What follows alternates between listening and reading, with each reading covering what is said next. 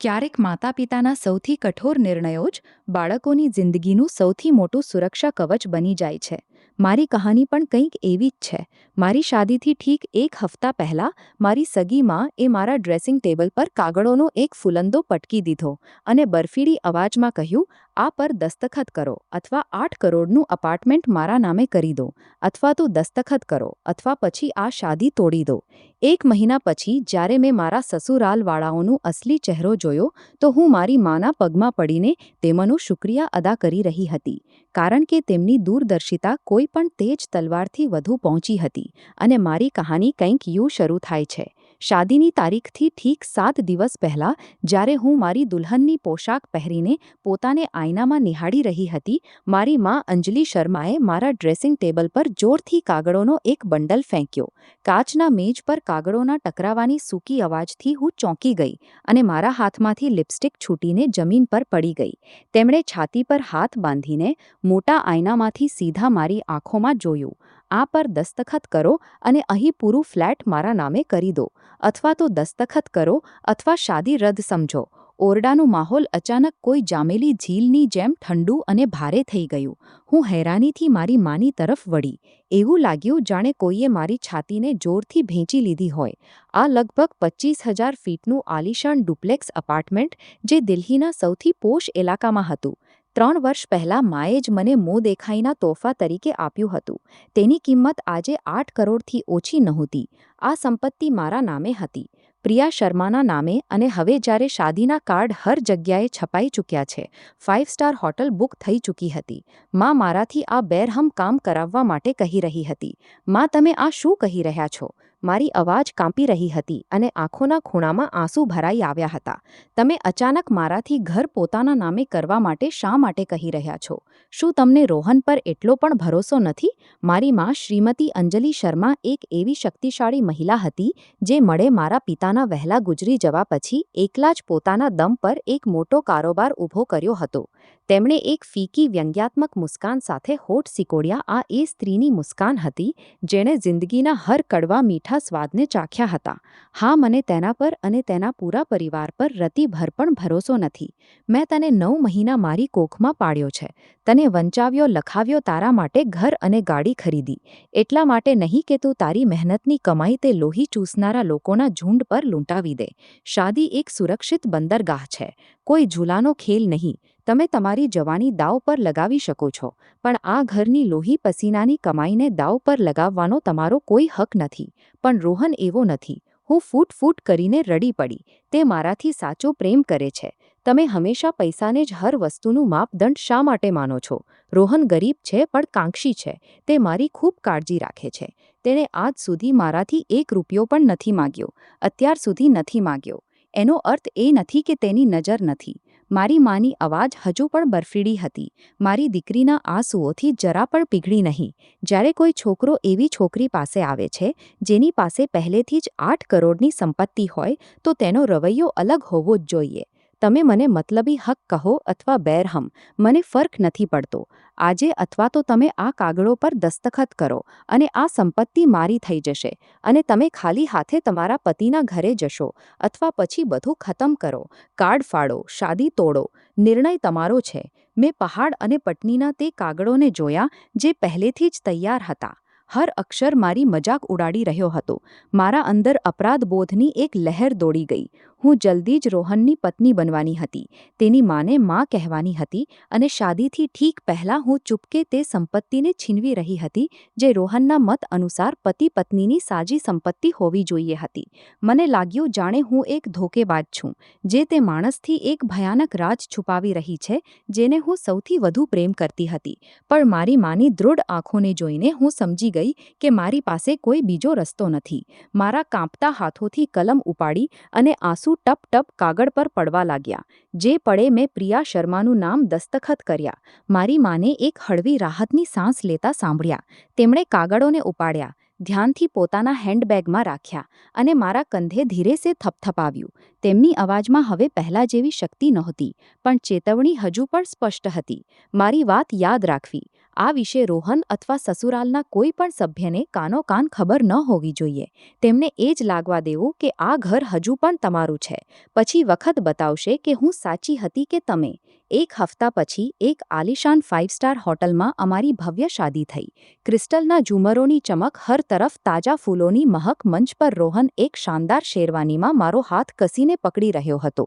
તેની આંખો ભાવનાઓથી ભરી હતી. તેણે પોતાની ગહેરી શર્મ ગરમ અવાજમાં એક ભાષણ વાંચ્યું, જેણે પૂરા હોલને શાંત કરી દીધો. મિત્રો, હું એક નાના શહેરનો છોકરો છું, જેની પાસે ખાલી હાથ અને એક સાચા દિલ સિવાય કંઈ નહોતું. પ્રિયા, હું તમારો શુક્રિયા અદા કરું છું કે તમે મારી ગરીબીને નજરઅંદાજ કરી. હું વાદો કરું છું કે હું તમને દુનિયાની સૌથી ખુશ સ્ત્રી બનાવીને રાખીશ. નીચે મિત્રો અને સગા સંબંધીઓ જોરજોરથી તાળીઓ વગાડી રહ્યા હતા. મેં મારા સામે ઊભા તે માણસના ગાલ પર લપસતા આંસુઓને જોયા. મારું દિલ પશ્ચાતાપથી ભરાઈ ગયું. મેં મહેમાનો તરફ જોયું. મારી માં ત્યાં ચૂપચાપ બેઠી રેડ વાઇનનો એક ઘૂંટ લઈ રહી હતી. તેમના ચહેરા પર કોઈ ભાવ નહોતો. તે વખતે મને સાચે જ મારી માં પર ગુસ્સો આવ્યો. મને લાગ્યું કે તે ખૂબ વધુ શકની છે. તેમણે વ્યાપારની દુનિયાની પોતાની ચાલાક નજરોથી એક પવિત્ર પ્રેમને મિલાવી દીધો છે. પણ શકની પહેલી હળવી સી ચિંગારી તે જ ખરોશીના દિવસે મારા મનમાં ઉઠી, જ્યારે હું ભારતમાં આલિશાન અપાર્ટમેન્ટમાં પહોંચી તો મારી સાસ શ્રીમતી શાંતિ વર્મા ઘરની અંદર આવી. દુલ્હનના ભારે જોડામાં થાકી હારી. પોતાની વહુની પરવાહ કરવાના બદલે તે પૂરા ઘરમાં ફરવા લાગી. તેમની નાની નાની આંખો હર ખૂણાને દૂરતાથી તોલી રહી હતી. તેમણે અસલી લેધરના સોફાને સ્પર્શ કર્યો. મનમાં જ કંઈક હિસાબ લગાવ્યો. પછી મારા ડ્રેસિંગ રૂમમાં ઝાંખ્યું. વાહ, ઘર તો ખૂબ મોટું છે. 2 મંજિલનું છે કે? રોહન, તું તો મોટો કિસ્મતવાળો નીકળ્યો.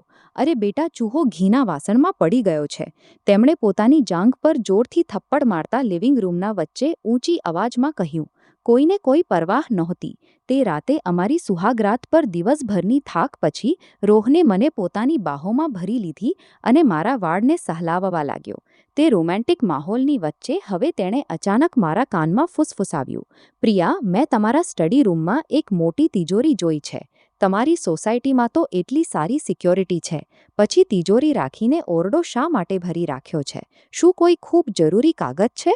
મારું શરીર અકળાઈ ગયું. મને માની ચેતવણી યાદ આવી. મેં જબરજસ્તી મુસ્કુરાતા આ જવાબ આપ્યો. અરે, તે તો બસ કંપનીના. અરે, હું એકલી રહેતી હતી ત્યારથી આદત છે. રોહને કહ્યું અને કંઈ વધુ ન પૂછ્યું. બસ મને વધુ કસીને પોતાની બાહોમાં ભરી લીધી. મેં મારી આંખો બંધ કરી લીધી. પોતાને યકીન દિલાવ્યું કે શાદીના તણાવના કારણે વધુ વિચારી રહી છું. બધું ઠીક થઈ જશે. પણ હું ખોટી હતી. મારા ગુલાબી શાદીના સપના આગલી સવારે જ તૂટી ગયા. હું ગહેરી નીંદમાં હતી કે બહારથી આવતી ખટપટની અવાજોથી મારી આંખ ખુલી ગઈ. મેં ઘડી જોઈ. સવારના 5 હિવચા વાગી રહ્યા હતા. રોહન મારી બાજુમાં ગહેરી નીંદમાં સૂતો હતો. મેં કપાળ પર બળ દાડીને ધીરે સે પથારીમાંથી પગ નીચે મૂક્યા. અવાજ મારા ગ્રાઉન્ડ ફ્લોરવાળા સ્ટડી રૂમમાંથી આવી રહી હતી. શું કોઈ ચોર છે? મેં મારી સાંસ રોકી લીધી. ખૂણામાં રાખેલો ગોલ્ફ સ્ટિક ઉપાડ્યો અને દબેલા પગે સીડીઓથી નીચે ઉતરી. સ્ટડી રૂમનો દરવાજો થોડો ખુલ્લો હતો અને અંદરથી પીળી રોશનીની એક લકીર આવી રહી હતી. મેં એક ગહેરી સાંસ લીધી અને દરવાજાને જોરથી ધક્કો આપીને અંદર ઘૂસી ગઈ. અને પછી મેં સામે જે નજારો જોયો તેણે મને પથ્થર બનાવી દીધી. મારા હાથમાંથી ગોલ્ફ સ્ટિક લગભગ છૂટી ગઈ હતી. મારા સ્ટડી રૂમની અલમારીઓમાં જે ઝૂકેલો શખ્સ લૂક ઉલટ કરી રહ્યો હતો તે કોઈ ચોર નહીં પણ મારી સાસ શ્રીમતી શાંતિ વર્મા હતી. તેમણે એક ભડકીલો સિલ્કનો નાઇટ ગાઉન પહેરેલો હતો અને તેમના હાથમાં કેસરનું એક ડબ્બો હતો જે મારા એક વિદેશી ક્લાયન્ટે મને તોહફામાં આપ્યો હતો. તેમણે ડબ્બાને સબકી નિગાહથી જોયો. મને હેરાન પરેશાન જોઈને તેમાં પકડાવાની કોઈ શર્મિંદગી નહોતી. એના બદલે તેમણે પોતાની ભ્રૂ ચઢાવી અને મજાકના લહેજામાં કહ્યું, અરે વહુ, આ શું વાત થઈ? સવારના 5:30 વાગી ગયા અને તમે હજુ સુધી સૂઈ રહ્યા છો.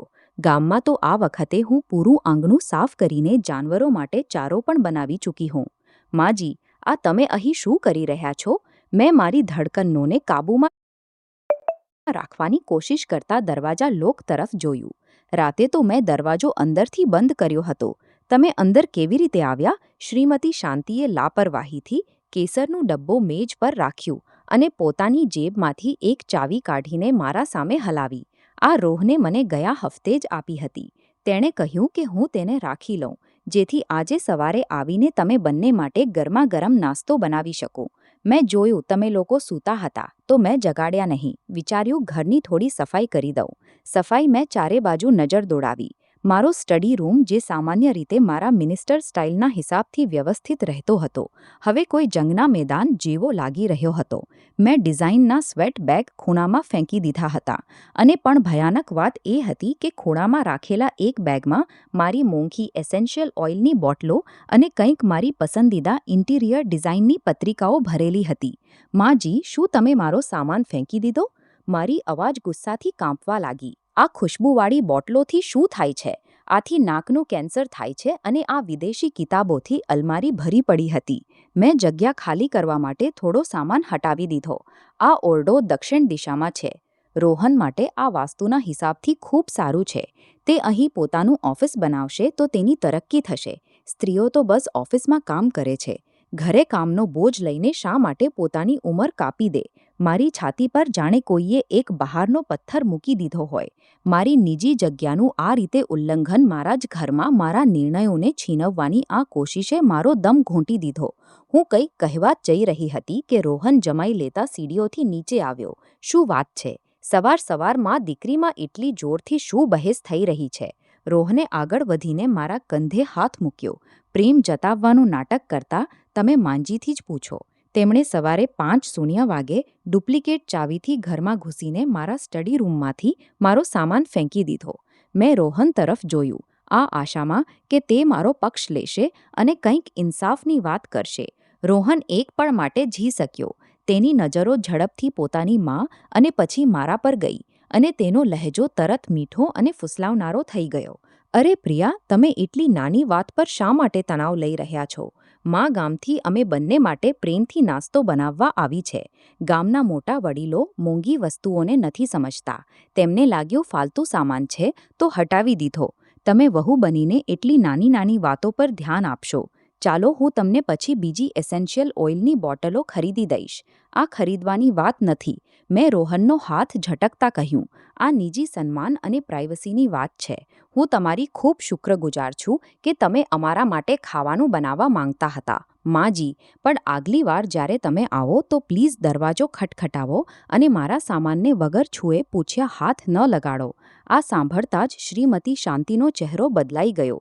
તેમણે ભીનો કપડો કાચની મેજ પર ફેંક્યો, સોફા પર ધમથી બેસી ગઈ અને પોતાની છાતી પર હાથ માર્યો. હે ભગવાન, મારો દીકરો પત્ની લાવ્યો છે. અહીં માથા પર એક બીજી માં બેસાડી લાવ્યો છે. આ સાસ કરીને સફાઈ કરી રહી છે, અને આ મને મોઢા પર બેઇજ્જતી કરી રહી છે કે હું એક બદતમીજ સ્ત્રી છું. આ ઘરમાં મારી શું ઔકાત છે? બોલવાની રોહને પોતાની માને ડ્રામા કરતા જોયા તો મારી તરફ વળીને ભ્રૂ સિકોડી અને દાટનારા લહેજામાં કહ્યું, પ્રિયા, તમે મા સાથે કેવી રીતે વાત કરી રહ્યા છો? માફી માગો તેમની પાસેથી. મેં મારા હોઠ એટલા જોરથી ભીંચ્યા કે લોહી નીકળવા લાગ્યું. મેં અપમાનનો ઘૂંટ પીધો અને સીધા ઉપર મારા ઓરડામાં જઈને દરવાજો બંધ કરી દીધો. મારા આંસુ વહેવા લાગ્યા. શાદીના પહેલા કેટલાક દિવસોમાં જ રોહનના આદર્શ પતિના નકાબમાં તિરાડ પડી ચૂકી હતી. તેનો પોતાની માનો અંધ સમર્થન તેનો મને માનસિક રીતે તોડી મરોડીને એક નાની સોચવાળી બદતમીજ વહુ સાબિત કરવાનો તરીકો. આ બધું જોઈને હું કાંપી ઉઠી. બપોરના ખાવાના પર મેઝ પર માહોલ ખૂબ ભારે હતું. હું સૂકી રોટીઓ નીગળી રહી હતી. શ્રીમતી શાંતિએ સૌથી સારો માંસનો ટુકડો રોહનની પ્લેટમાં નાખ્યો અને પછી ગળું સાફ કરતા વાત શરૂ કરી. મેં વિચાર્યું, આ ઘર ખૂબ મોટું અને સુંદર છે, પણ કાગળો પર ફક્ત પ્રિયાનું નામ હોવું ઠીક નથી લાગતું. મર્દ ઘર બનાવે છે, સ્ત્રી ઘર વસાવે છે. જે ઘર પર પત્નીનું નામ હોય, બહારવાળા જોઈને હસે છે, કહે છે કે રોહન તો ઘર જમાઈ બનીને રહી રહ્યો છે. આજે સાંજે અથવા કાલે જ્યારે પણ તમે બંનેને વખત મળે તો પ્રોપર્ટીના કાગળ લઈને દફતર જવું અને રોહનનું નામ પણ જોડાવી લેવું, જેથી પતિ પત્નીમાં બરાબરી અને સન્માન બન્યું રહે. મેં હાથમાં પકડેલો ચમચો હવામાં જ અટકી ગયો. મેં રોહન તરફ જોયું. તે હજુ પણ માથું નમાવીને ખાવામાં લાગેલો હતો, જાણે તેને કોઈ મતલબ જ ન હોય. પણ તેના હોઠો પર એક હળવી મુસ્કાન હતી જે આ વાતનું સમર્થન કરી રહી હતી. એક મામૂલી સેલ્સ એક્ઝિક્યુટિવ આ કેવી રીતે નથી જાણી શકતો કે પ્રોપર્ટીના કાગળોમાં નામ જોડાવવાની પ્રક્રિયા સબ રજિસ્ટર ઓફિસ અને લેન્ડ રેવન્યુ ડિપાર્ટમેન્ટમાં થાય છે. ના કે કોઈ નાના મોટા દફતરમાં તે બધું જાણતો હતો, પણ પોતાની માના મોઢેથી આ વાત કહેવડાવીને મારા પર દબાણ ડાળી રહ્યો હતો. માંજી પ્રોપર્ટીના કાગજતાનું કામ ખૂબ જટિલ હોય છે અને તેમાં ટેક્સ અને ફી પણ ખૂબ લાગે છે. અમારી હમણાં જ શાદી થઈ છે. ખૂબ સારા કામ છે. આ પછી જોઈ લઈશું. મેં મોટી ચતુરાઈથી વાત ટાળી દીધી. મારું દિલ જોર-જોરથી ધડકી રહ્યું હતું. શું જટિલ છે? શ્રીમતી શાંતિએ જોરથી કટોરી મેઝ પર પટકી. મેં લોકોથી પૂછ્યું છે. બસ ઓરિજિનલ રજિસ્ટ્રી અને મેરેજ સર્ટિફિકેટ લઈને જવું પડે છે. ફટાફટ કામ થઈ જાય છે. અને હા, તમે હજુ જવાન છો, ભૂલવાની આદત હશે. એટલા જરૂરી કાગળ ઘરે રાખવા ઠીક નથી. ક્યાંક ચોરી થઈ ગઈ અથવા આગ લાગી ગઈ તો શું થશે? તે રજિસ્ટ્રી મને આપી દો. હું તેને ગામમાં પોતાની લોખંડની તિજોરીમાં રાખી દઈશ. એકદમ સુરક્ષિત રહેશે. જ્યારે જરૂર પડશે હું લઈ આવીશ. અસલી મકસદ હવે સામે આવી ચૂક્યો હતો. મારી સાસના હર શબ્દ કોઈ હથોડાની જેમ મારા તે ગુલાબી સપનાને તોડી રહ્યા હતા, જે મેં આ પરિવાર વિશે વણ્યા હતા.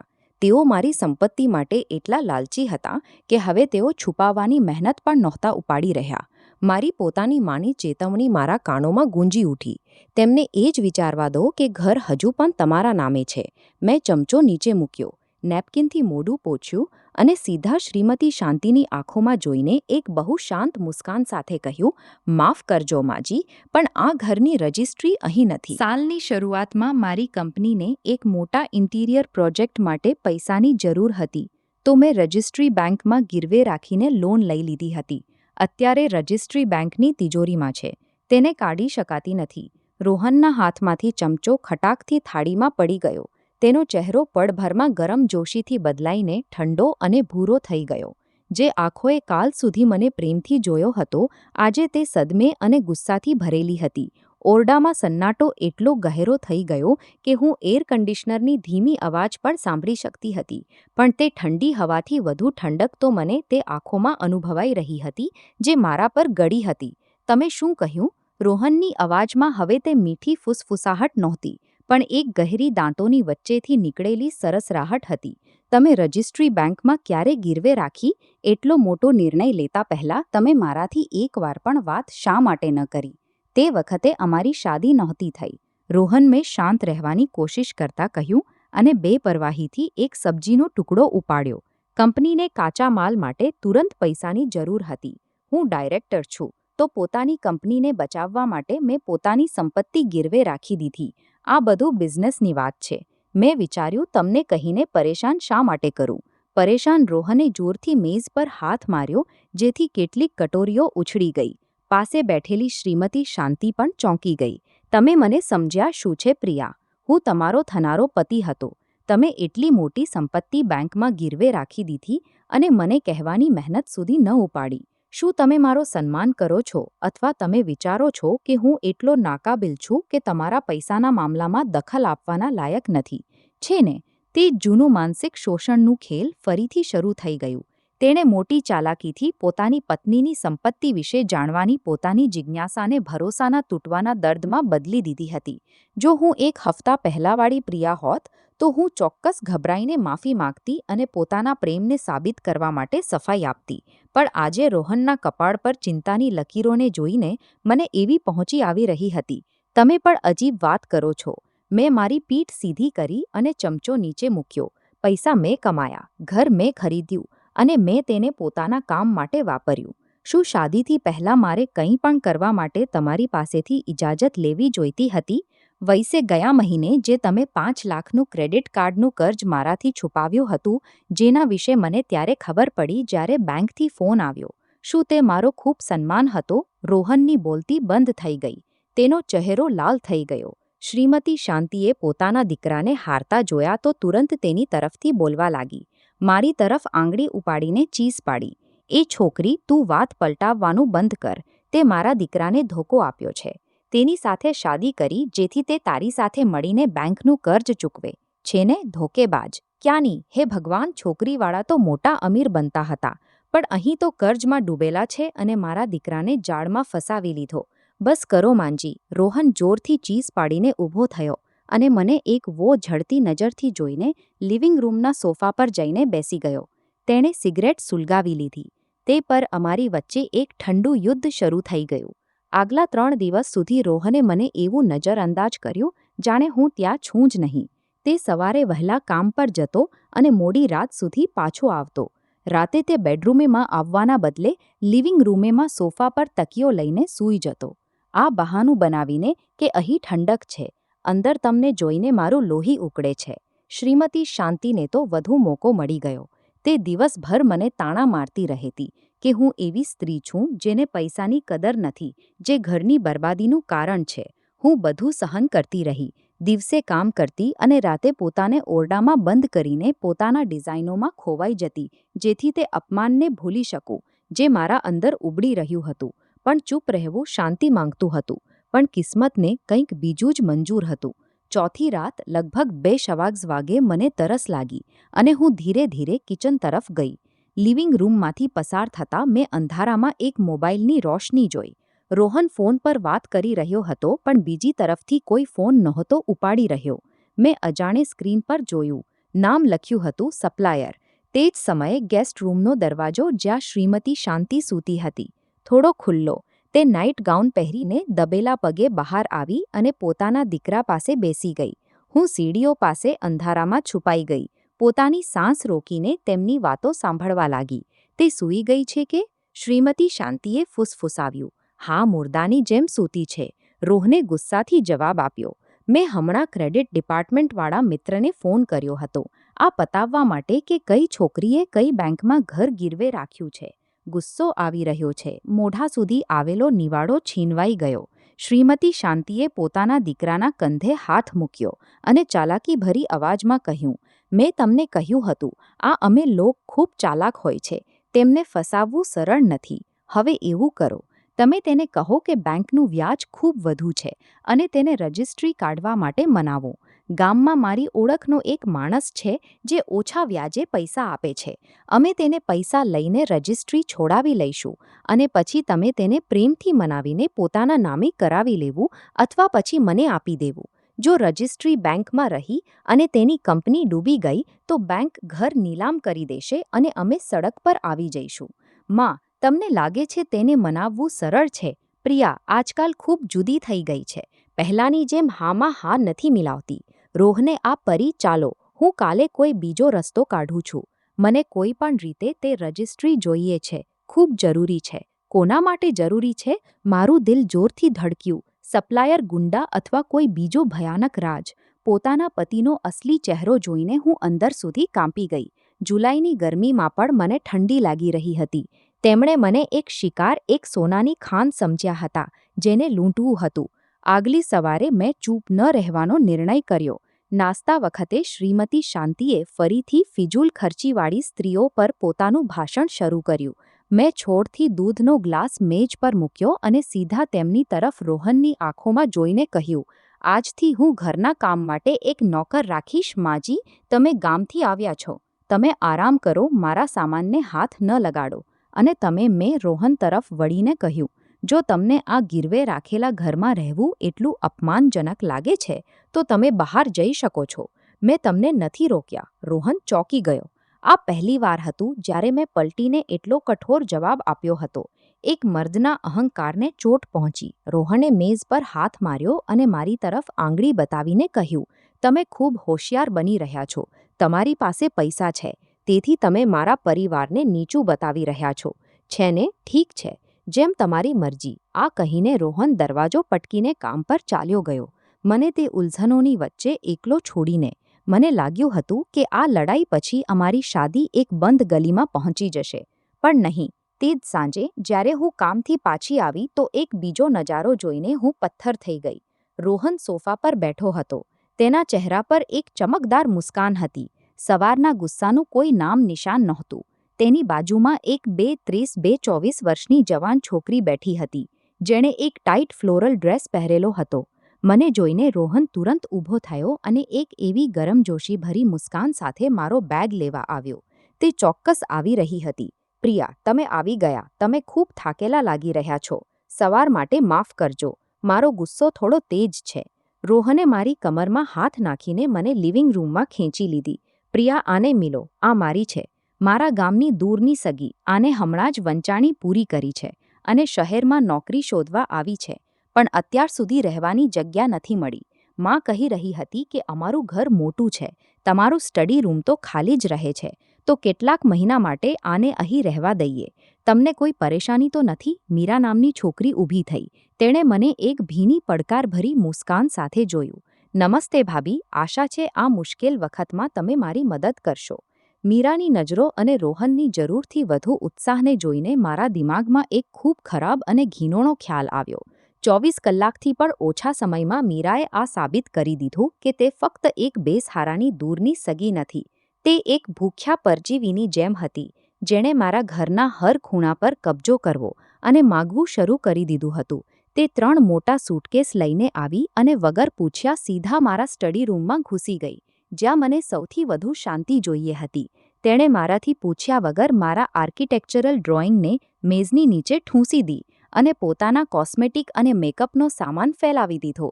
એનાથી પણ ખરાબ, તે એવું વર્તન કરવા લાગી જાણે તે આ ઘરની બીજી માલિકીન હોય.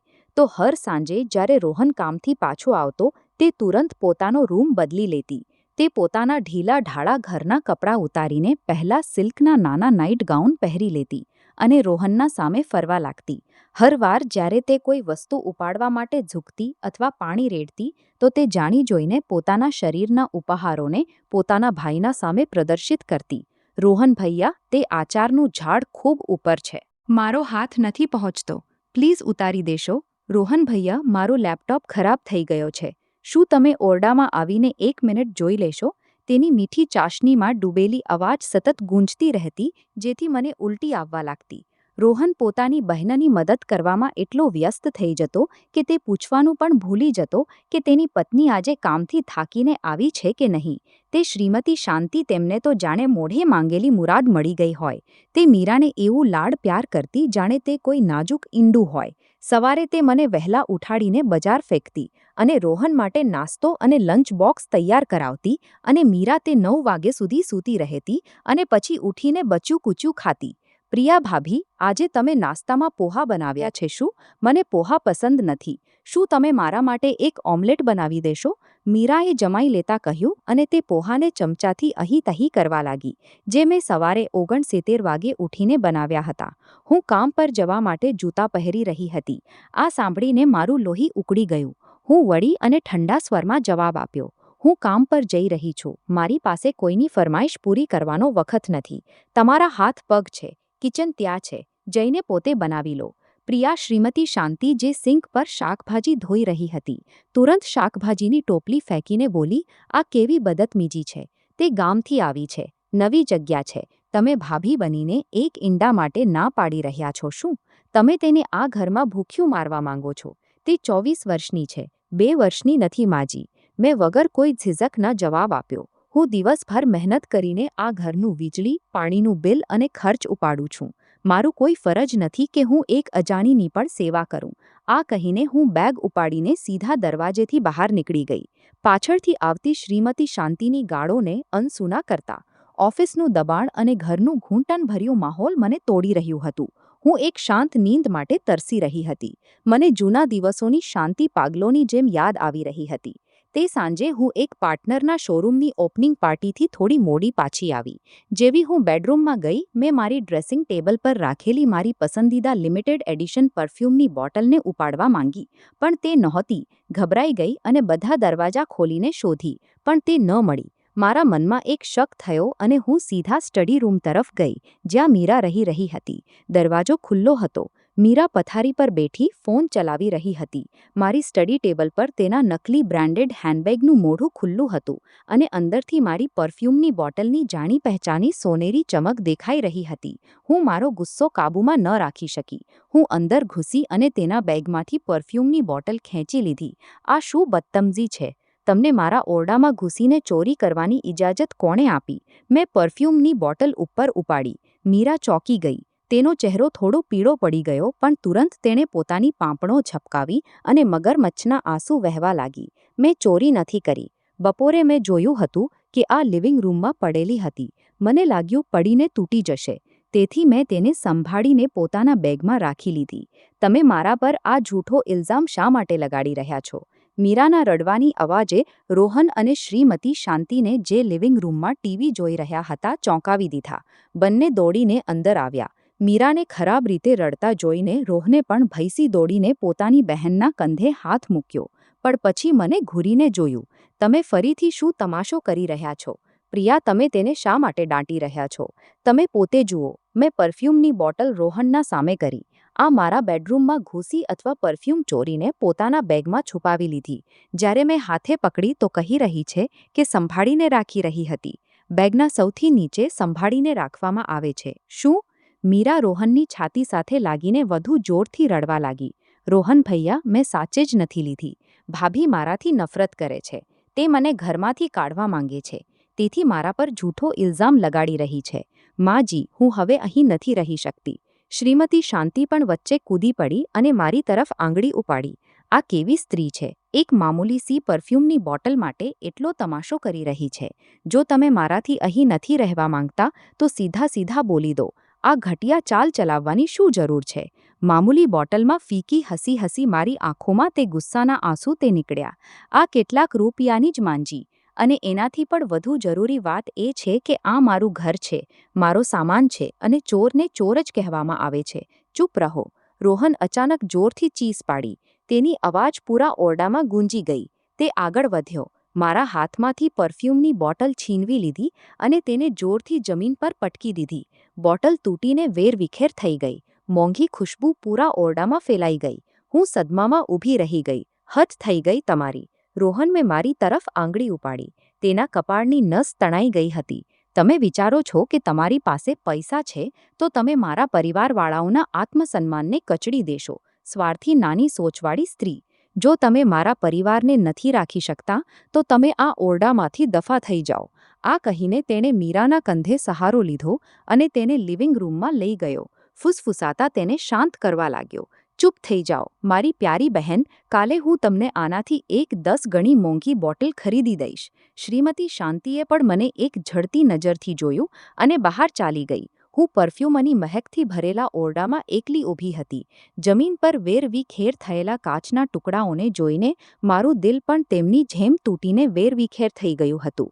મારો પતિ જે માણસે ક્યારેય કસમ ખાધી હતી કે તે એક દૂરની સગી માટે મારા સન્માનને તોડવા અને મને બેઇજ્જત કરવા માટે તૈયાર હતો. પ્યારનું અંધાપણું હવે દૂર થઈ રહ્યું હતું અને તેની જગ્યા એક તેજ શકે લઈ લીધી હતી. હું નીચે ઝૂકી અને તૂટેલા કાચના ટુકડા ઉપાડવા લાગી. જ્યારે મેં કાચ નાખવા માટે સ્ટડી ટેબલની નીચે રાખેલો નાનો કચરાપેટી ઉપાડ્યો તો હું અચાનક અટકી ગઈ. કચરાપેટીની નીચે કાગળના ટુકડાઓની વચ્ચે એક પ્રાઇવેટ હોસ્પિટલની રસીદ મૂડી તળી પડેલી હતી. મેં ભ્રૂ સિકોડી ધીરે સે તે કાગળને ઉપાડ્યો. તેને સીધો કર્યો. ટ્યુબલાઇટની રોશનીમાં વાદળી રંગના અક્ષરો સ્પષ્ટ દેખાઈ રહ્યા હતા. નામ મીરા સી, 3660, અલ્ટ્રાસાઉન્ડ, ગર્ભાવસ્થા 8 સપ્તાહ. મારા શરીરનું લોહી જામી ગયું. મારા હાથ પગ કાંપવા લાગ્યા. મને પોતાને સંભાળવા માટે મેઝનો સહારો લેવો પડ્યો. 8 હપ્તાની ગર્ભવતી એક દૂરની સગી 8 હપ્તાનું ગર્ભ લઈને પોતાના ભાઈના ઘરે રહેવા આવી છે. મારા દિમાગમાં બધી કડીઓ જોડાવા લાગી. તેની તે છેડખાનીવાળી નજરો, તે પાતળા નાઇટ ગાઉન, તે મેટર્નિટી મિલ્કનું ડબ્બો જે મેં એક દિવસ શ્રીમતી શાંતિને ચૂપકે તૈયાર કરતા જોયું હતું. અને હા, તે મીરા સિંહ નામ જેના અકાઉન્ટમાં રોહન હર મહિને પૈસા મોકલતો હતો. જેમ કે મારા વકીલ મિત્ર અર્જુને મને આગાહ કરી હતી. મેં તે અલ્ટ્રાસાઉન્ડની રસીદ અને એટલી જોરથી પોતાની મુઠ્ઠીમાં ભેંચી કે મારી આંગળીઓ સફેદ પડી ગઈ. મારા ગળામાં એક ઘીનોની ઉલટીની લહેર ઉઠી.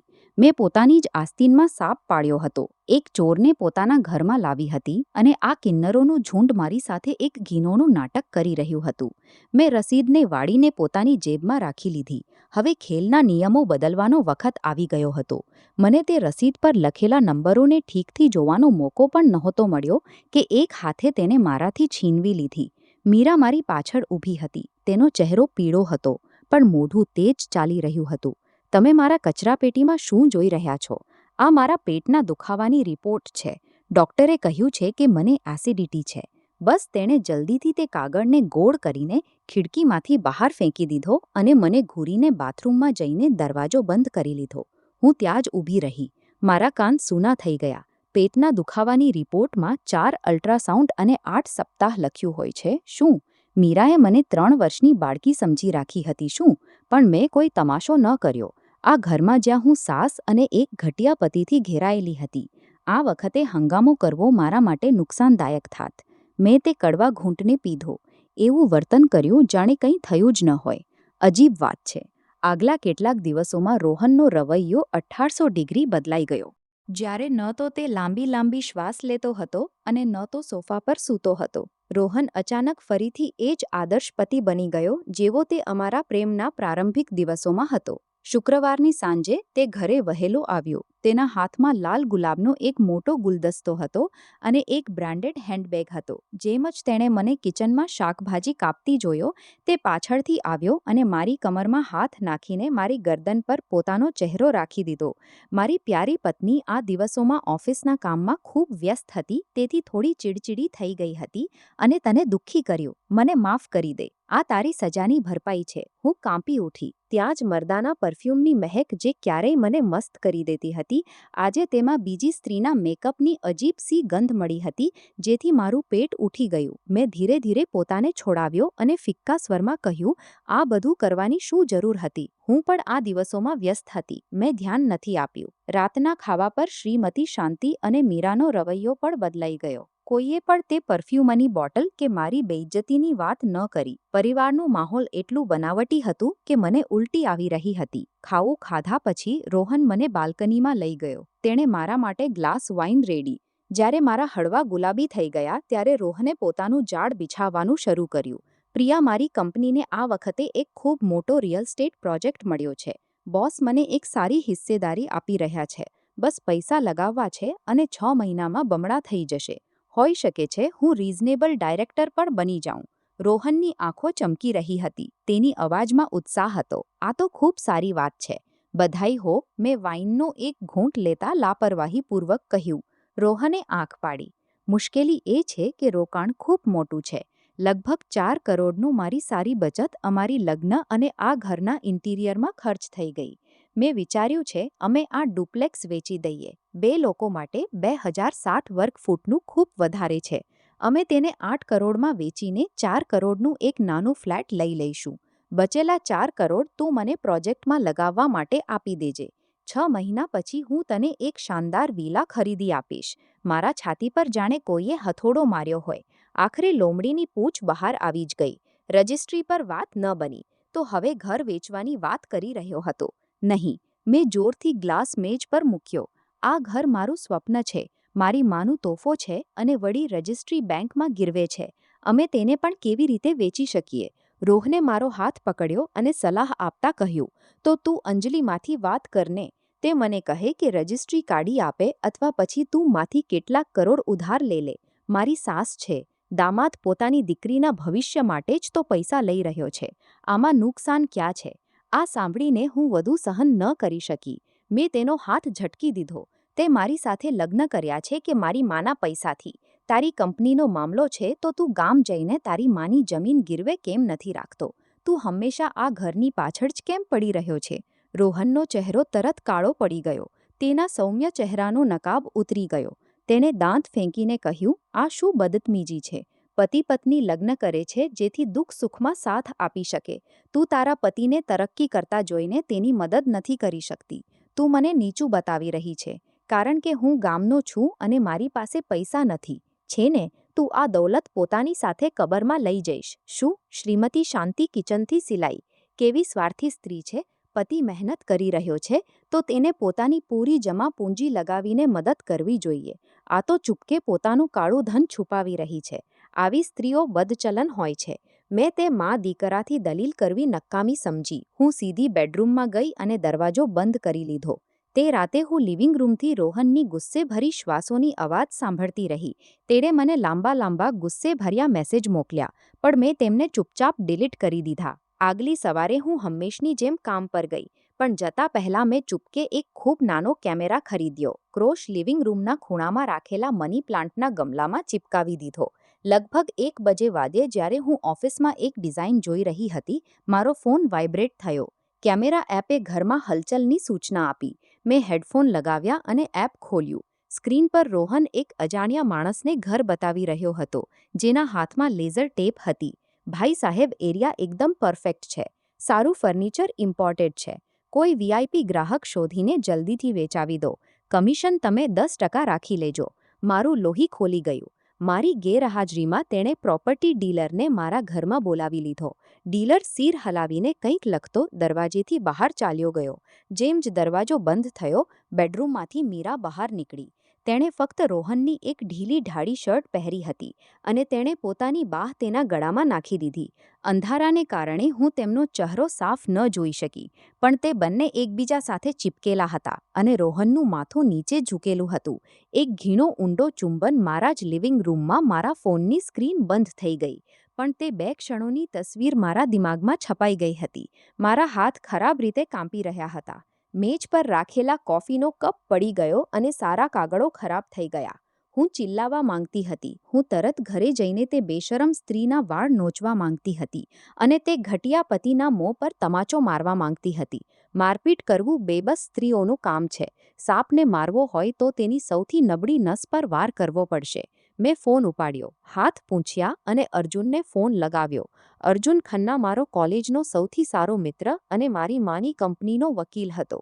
અર્જુન, એક કામ છે. રોહન વર્માની ખાનગી અને કંપનીની સારી નાણાકીય માહિતી કાઢો. જેટલી જલ્દી થઈ શકે આજે જ 3 કલાકમાં. પછી અને અર્જુન એક શાંત કેફેમાં આમને સામને બેઠા હતા. અર્જુને એક પાતળી ફાઇલ મારી તરફ વધારી. તેની આંખોમાં મારા પીળા પડેલા ચહેરા માટે હમદર્દી હતી. પ્રિયા, તને શાંત રહેવું પડશે. રોહનનો કોઈ રિયલ એસ્ટેટ પ્રોજેક્ટ નથી. તેની કંપની ઘાટામાં ચાલી રહી છે. તે ફક્ત એક અસિસ્ટન્ટ મેનેજર છે, જેની તનખવા 400,000 મહિને છે. પણ આનાથી પણ વધુ જરૂરી વાત, અર્જુને ફાઇલ પર આંગળી રાખી. તેના પર એક ખૂબ મોટું કર્જ છે. મેં ફાઇલ ખોલી. જે નંબર મેં જોયો તેથી મારા હોશ ઉડી ગયા. તેણે ગયા વર્ષે ક્રિપ્ટોમાં પૈસા ડૂબાવી દીધા. તેણે પોતાની ગાડી પણ ગીરવે રાખી છે અને બહારથી ખૂબ વધારે વ્યાજનું કર્જ લીધું છે. હવે મૂળધન અને વ્યાજ મળીને કર્જ લગભગ 5 કરોડ સુધી પહોંચી ગયું છે. ગુંડા તેની પાછળ પડેલા છે. અર્જુને ચાનો એક ઘૂંટ લેતા કહ્યું, એક વાત વધુ. રોહનના બેંક સ્ટેટમેન્ટથી ખબર પડે છે કે તારા લગ્નથી પહેલાથી જ તે દર મહિને 50 લાખ એક એકાઉન્ટમાં મોકલી રહ્યો છે, જેનું નામ વીરાસી છે. પૈસા મોકલવાનું કારણ લખ્યું છે.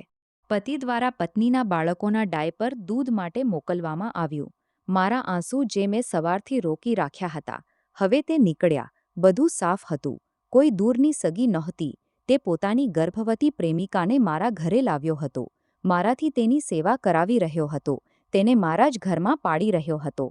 તેણે મને આ પ્રોજેક્ટનું જૂઠું સ્વપ્ન બતાવ્યું, જેથી હું 8 કરોડનું એપાર્ટમેન્ટ વેચી દઉં અને તે પૈસાથી પોતાનું કર્જ ચૂકવી શકે અને પોતાની પ્રેમિકા અને તેના બાળકનો ખર્ચ ઉઠાવી શકે. તેને આખા ઘરે સાસથી લઈને પતિ સુધી મળીને મને લૂંટવા માટે એક શાનદાર જાળ રચ્યું હતું. પ્રિયા, હવે તું શું કરીશ? શું મારે તલાકના કાગળ તૈયાર કરવા જોઈએ? અર્જુને ચિંતાથી પૂછ્યું. મેં પોતાના આંસુ પૂંછ્યા. ઊંડો શ્વાસ લીધો. મારી આંખોમાં હવે કોઈ નબળાઈ કે ભ્રમ નહોતો. અત્યારે નહીં. આ વખતે તલાક આપવો તેમને ખૂબ સરળતાથી આઝાદ કરી દેવા જેવું થશે. હું ઈચ્છું છું કે તેણે જે કંઈ મારાથી લીધું છે તે બધું ઉગડી દે, પણ તેને પોતાની એક નીતાની કિંમત ચૂકવવી પડે. સાંજે હું ઘરમાં દાખલ થઈ. લિવિંગ રૂમમાં હોમ થિયેટર ગુંજી રહ્યું હતું. રોહન, શ્રીમતી શાંતિ અને મીરા સોફા પર બેસીને તરબૂચ ખાઈ રહ્યા હતા. તેઓ એક ખુશહાલ 3 લોકોના પરિવારની જેમ લાગતા હતા અને હું ચોક્કસ વારથી કામથી પાછી આવી હતી. બસ એક બહારની વ્યક્તિ હતી જેણે તે મને રહેવા માટે જગ્યા આપી હતી. મને જોઈને રોહને પોતાનો ચહેરો બીજી તરફ કરી લીધો. શ્રીમતી શાંતિએ હોઠ ચપટા કર્યા. અરે ડાયરેક્ટર સાહિબા, આજે મોડી આવી. ખાવું ઠંડુ થઈ ગયું છે. જઈને પોતે જ ગરમ કરી લો. મેં એક શબ્દ ન કહ્યો. ચૂપચાપ સીડીઓથી ઉપર ચાલી ગઈ. મારે સબ્ર કરવું હતું. અત્યારે પત્તા ખોલવાનો વખત નહોતો આવ્યો. તે રાતે રોહનની બાજુમાં સૂઈને મને એટલી ઘૃણા આવી રહી હતી કે હું પથારીની કિનારે સિમટીને સૂઈ. લગભગ 2:00 વાગે રોહનની શ્વાસોની અવાજ સાંભળીને હું ધીમે ધીમે વળી અને તેના શિરાને રાખેલા ફોનમાંથી તેનો ફોન ઉપાડ્યો. હું કોઈ મજબૂત પુરાવો શોધવા માંગતી હતી, પણ જેમ જ મેં સ્ક્રીનને સ્વાઇપ કરી, ફોને પાસવર્ડ માંગ્યો. મારી જન્મ તારીખ ખોટી હતી. અમારી એનિવર્સરીની તારીખ ખોટી હતી. તેણે પાસવર્ડ બદલી દીધો હતો. હું ફોન પાછો મૂકવા જ વાળી હતી કે મેં બહારથી એક હળવી ખટખટની અવાજ સાંભળી. મેં પોતાનો કાન બેડરૂમના દરવાજા પર લગાવ્યો. બહાર દબાયેલા પગે ચાલવાની અવાજો હતી અને પછી શ્રીમતી શાંતિની ખુશ્બુ સાથે રોહન અને રોહને દરવાજામાં એક નાની સી તિરાડથી ઝાંખ્યું. કોરિડોરની હળવી રોશનીમાં શ્રીમતી શાંતિ રોહનનો હાથ ખેંચી રહી હતી, જે મારા સુવાના નાટક કરતા ઓરડામાંથી બહાર નીકળી આવ્યો હતો. તેઓ મીરાના ઓરડાના દરવાજા સામે ઊભા હતા. તું તે પ્રિયાને ક્યારે ઘરમાંથી કાઢીશ? આવા ડરને જીવવાથી મારું દિલ બેસી જઈ રહ્યું છે. મીરાનું પેટ હવે દેખાવા લાગ્યું છે. મારો પોતો એક સગા તરીકે જન્મી શકે નહીં. રોહને ગુસ્સે થઈને જવાબ આપ્યો, માં ધીમે બોલો. હું તેને ઘર વેચવા માટે મનાવવાની કોશિશ કરી રહ્યો છું. ગુંડા મારા માથા પર બંદૂક રાખીને ઊભા છે. જો મેં તેના પર વધુ દબાણ નાખ્યું અને તેણે તલાક આપી દીધો તો અમે બધા પકડાઈને સડક પર આવી જઈશું. હું દરવાજાની પાછળ પથ્થરની જેમ ઊભી હતી. મારા હાથ એટલા જોરથી લાકડાના પ્રેમ પર ગળાઈ ગયા હતા કે લોહી નીકળવા લાગ્યું. સત્ય પૂરેપૂરું સામે આવી ચૂક્યું હતું, પણ મારે હજુ પણ સબ્ર કરવાનો નકાબ પહેરીને રાખવો હતો. હું જાણતી હતી કે સાપને મારવો હોય તો તેના માથા પર વાર કરવો પડશે. જો મેં અત્યારે હંગામો કર્યો તો રોહન બધું નકારી દેશે. તે કદાચ મને નુકસાન પણ પહોંચાડી શકે કારણ કે તે ગુંડાઓના દબાણમાં હતો. પણ હું ચૂપ રહેવા માંગતી હતી, પણ હવા શાંત નહોતી. તે વીકેન્ડ શ્રીમતી શાંતિએ પોતાનો અસલી રંગ બતાવવાનું શરૂ કરી દીધું. શનિવારની સવારે તે સીધી મારા બેડરૂમમાં ઘૂસી આવી અને પડદા ખેંચી દીધા જેથી તીવ્ર રોશની મારા ચહેરા પર પડી. ઉઠો ઉઠો, લગ્નશુદ્ધ સ્ત્રીઓ થઈને સવારે 8 વાગે સુધી સૂઈ રહી છો. કાલે ગામમાં રોહનના દાદાજીની બરસી છે. તું સોમવારની રજા લઈ લે. આજે જ જલ્દી ગામ જઈને પૂજાની સફાઈ કરો અને કાકીઓ સાથે બજાર જઈને સામાન લાવો. મેં થાકેલા અંદાજમાં ઉઠીને પોતાના વાળ સંવાર્યા. માજી, સોમવારે કંપનીમાં એક ખૂબ જરૂરી મીટિંગ છે. હું રજા ન લઈ શકું. હું પૈસા મોકલી દઈશ અથવા પછી રવિવારે થોડીવાર માટે આવીને પૂજા કરીને પાછી આવી જઈશ. અચ્છા. શ્રીમતી શાંતિએ કમર પર હાથ રાખીને ચિલ્લાવાનું શરૂ કરી દીધું. હવે તું 2 પૈસા કમાવા લાગી છો તો અમારા રીતિ રિવાજોને નીચું બતાવશો. ઘરના મોટાની બરસી પર નહીં આવશો તો હું ગામમાં લોકોને શું મોં બતાવીશમી? અથવા તું અમારા ગરીબ ઘરે આવવું જ નથી ઈચ્છતી? રોહન બાથરૂમથી બહાર આવ્યો. તેનો ચહેરો તણાયેલો હતો. તેણે આદેશ આપ્યો, તું ઓફિસમાં રજા માટે કહી દે. કંપનીનું કામ પોતાના નીચે કામ કરનારાઓને સોંપી દે. લગ્ન પછી પતિના ઘરના રિવાજ મનાવવા પડે છે. મેં ગામમાં બધાને કહી દીધું છે કે અમે બંને આવી રહ્યા છીએ. મારી બેઇજ્જતી ન કરાવવી. મેં તે બંનેના ગુસ્સે ભરેલા ચહેરાઓને જોયા અને એક ઊંડો શ્વાસ લીધો. ઠીક છે, ચાલો જોઈએ તમારું આ ઇજ્જતદાર ખાનદાન શું ગુલ ખીલાવે છે. મીરાના પેટના દુઃખની બહાનું બનાવીને દિલ્હીમાં જ રોકાવાનો નિર્ણય કર્યો. ફક્ત હું, રોહન અને શ્રીમતી શાંતિ ગામ માટે નીકળ્યા. ગામનું તે 3 ઓરડાઓનું ઘર ખૂબ ઘૂંટણભર્યું અને બેચેન કરનારું હતું. આંગણમાં પગ મૂકતા જ કેટલીક કાકીઓએ મને ખેંચીને બહાર બાળકો કિચનમાં ધકેલી દીધી, જે કોયલાના ધુમાડાથી તપી રહ્યું હતું. ચારે તરફ 5-6 થાળીઓમાં માંસ માછલી ભરેલી પડી હતી અને 3 મોટા એલ્યુમિનિયમના ટબ ગંદા વાસણોથી ભરેલા હતા. શહેરની વહુ આવી ગઈ. ચાલો અહીં આવીને હાથ બટાવો. શહેરની છોકરીઓ મેકઅપ કરવાનું જાણે છે. ચિકન કાપવાનું થોડું આવડતું હશે.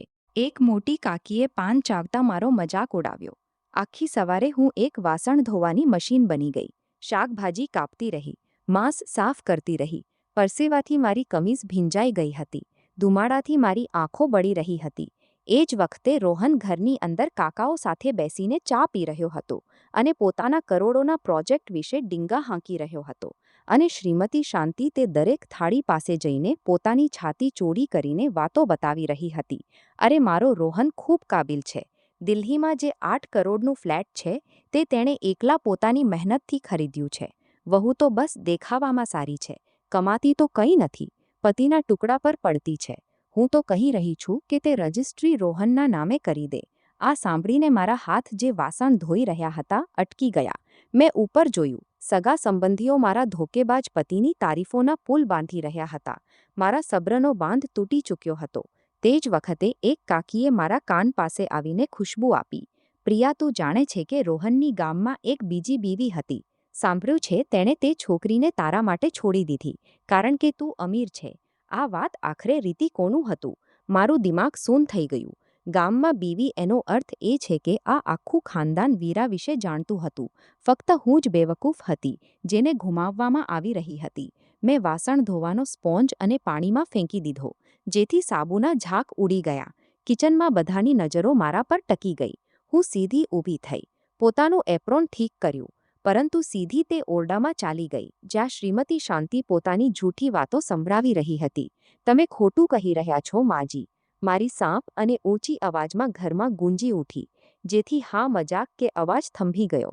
શ્રીમતી શાંતિ ચોંકી ગઈ. રોહને મને ઘૂરીને જોયો. પ્રિયા, આ શું બદતમીજી છે? કિચનમાં જઈને કામ કરો, રોહને ધીમે કહ્યું. મેં તેને અવગણ્યો, સીધા શ્રીમતી શાંતિના ચહેરા પર અને પછી તે બધા સગા સંબંધીઓ પર નજર નાખી, જે મોં ખોલીને જોઈ રહ્યા હતા. આજે જ્યારે બધા સગા સંબંધીઓ અહીં છે, તો હું એક વાત સાફ કરી દેવા માંગુ છું, જેથી કોઈ ગેરસમજ ન રહે. દિલ્હીનું 8 કરોડનું ફ્લેટ મારી માએ મને લગ્નના 3 વર્ષ પહેલાં ખરીદીને આપ્યું હતું, અને રોહને તેમાં એક પૈસો પણ નથી લગાવ્યો. હજુ પણ રજિસ્ટ્રી બેંકમાં ગીરવે છે. આ કહેવું કે રોહને તે ખરીદ્યું અથવા હું તેના પર નિર્ભર છું, આ સાફ માજી એ પોતાની જૂઠી શાન બતાવવા માટે તમારી સામે જૂઠ બોલ્યું છે. આખા ઘરમાં સન્નાટો છવાઈ ગયો. શ્રીમતી શાંતિનો ચહેરો સંઘથી લાલ પીળો થઈ ગયો. કાકા કાકીઓ એકબીજા સાથે કાનપૂસી કરવા લાગ્યા. આ પરિવારનું જૂઠું સન્માન મેં બધાની સામે તાર-તાર કરી દીધું હતું. તું જૂઠ બોલી રહી છે. શ્રીમતી શાંતિ હકલાવા લાગી. તેમણે મેજ પરની ફળોની પ્લેટ જોરથી જમીન પર ફેંકી દીધી. ચોટ તૂટીને વિખરાઈ ગઈ. રોહન ગુસ્સે થઈને પાગલ થઈ ગયો. તેની આંખવી લાલ થઈ ગઈ. તે પોતાની જગ્યાએથી ઉઠ્યો, મારી કલાઈ પકડી અને મને ખેંચીને ઘરની પાછળ બગીચામાં લઈ ગયો, જ્યાં કોઈ નહોતું. તેણે દાંત પીસીને કહ્યું, પાગલ થઈ ગઈ છે શું? તું જાણી જોઈને મને મારા ખાનદાનને બેઇજ્જત કરી રહી છે ને? હું ફક્ત સત્ય બોલી રહી છું. તું એટલો ઘટ્યો છે કે પોતાની જૂઠી શાન બનાવવા માટે પોતાની બીવીના પૈસાનો ઉપયોગ કરીને. મેં તેનો હાથ ઝટકી દીધો અને માથું ઊંચું કરીને તેને પડકાર આપ્યો. એક જૂઠા માણસનો અહંકાર જ્યારે તૂટે છે, તો તે પોતાનું આપા ગુમાવી બેસે છે. તેણે પોતાનો હાથ ઊંચો કર્યો અને એક જોરદાર તમાચો મારા ડાબા ગાલ પર માર્યો. તમાચો એટલો જોરદાર હતો કે હું પોતાનું સંતુલન ગુમાવી બેઠી અને જમીન પર પડી ગઈ. મારા ઘૂંટણમાં ચોટ લાગી અને લોહી વહેવા લાગ્યું. મારા કાન સૂન થઈ ગયા. મારા મોંમાં લોહીનો સ્વાદ ભરાઈ ગયો.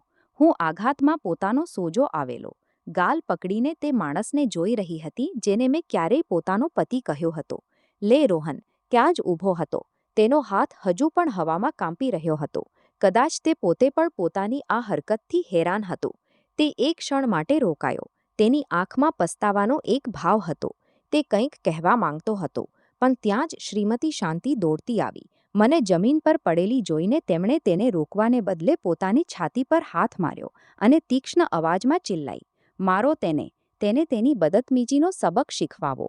બીવી હોય, બીવીને શરૂઆતથી જ કાબૂમાં રાખવી જોઈએ. આ ઘરમાં વહુ માથા પર ચઢીને ન બેસી શકે, અને મારો તેને જેથી તેને યાદ રહે.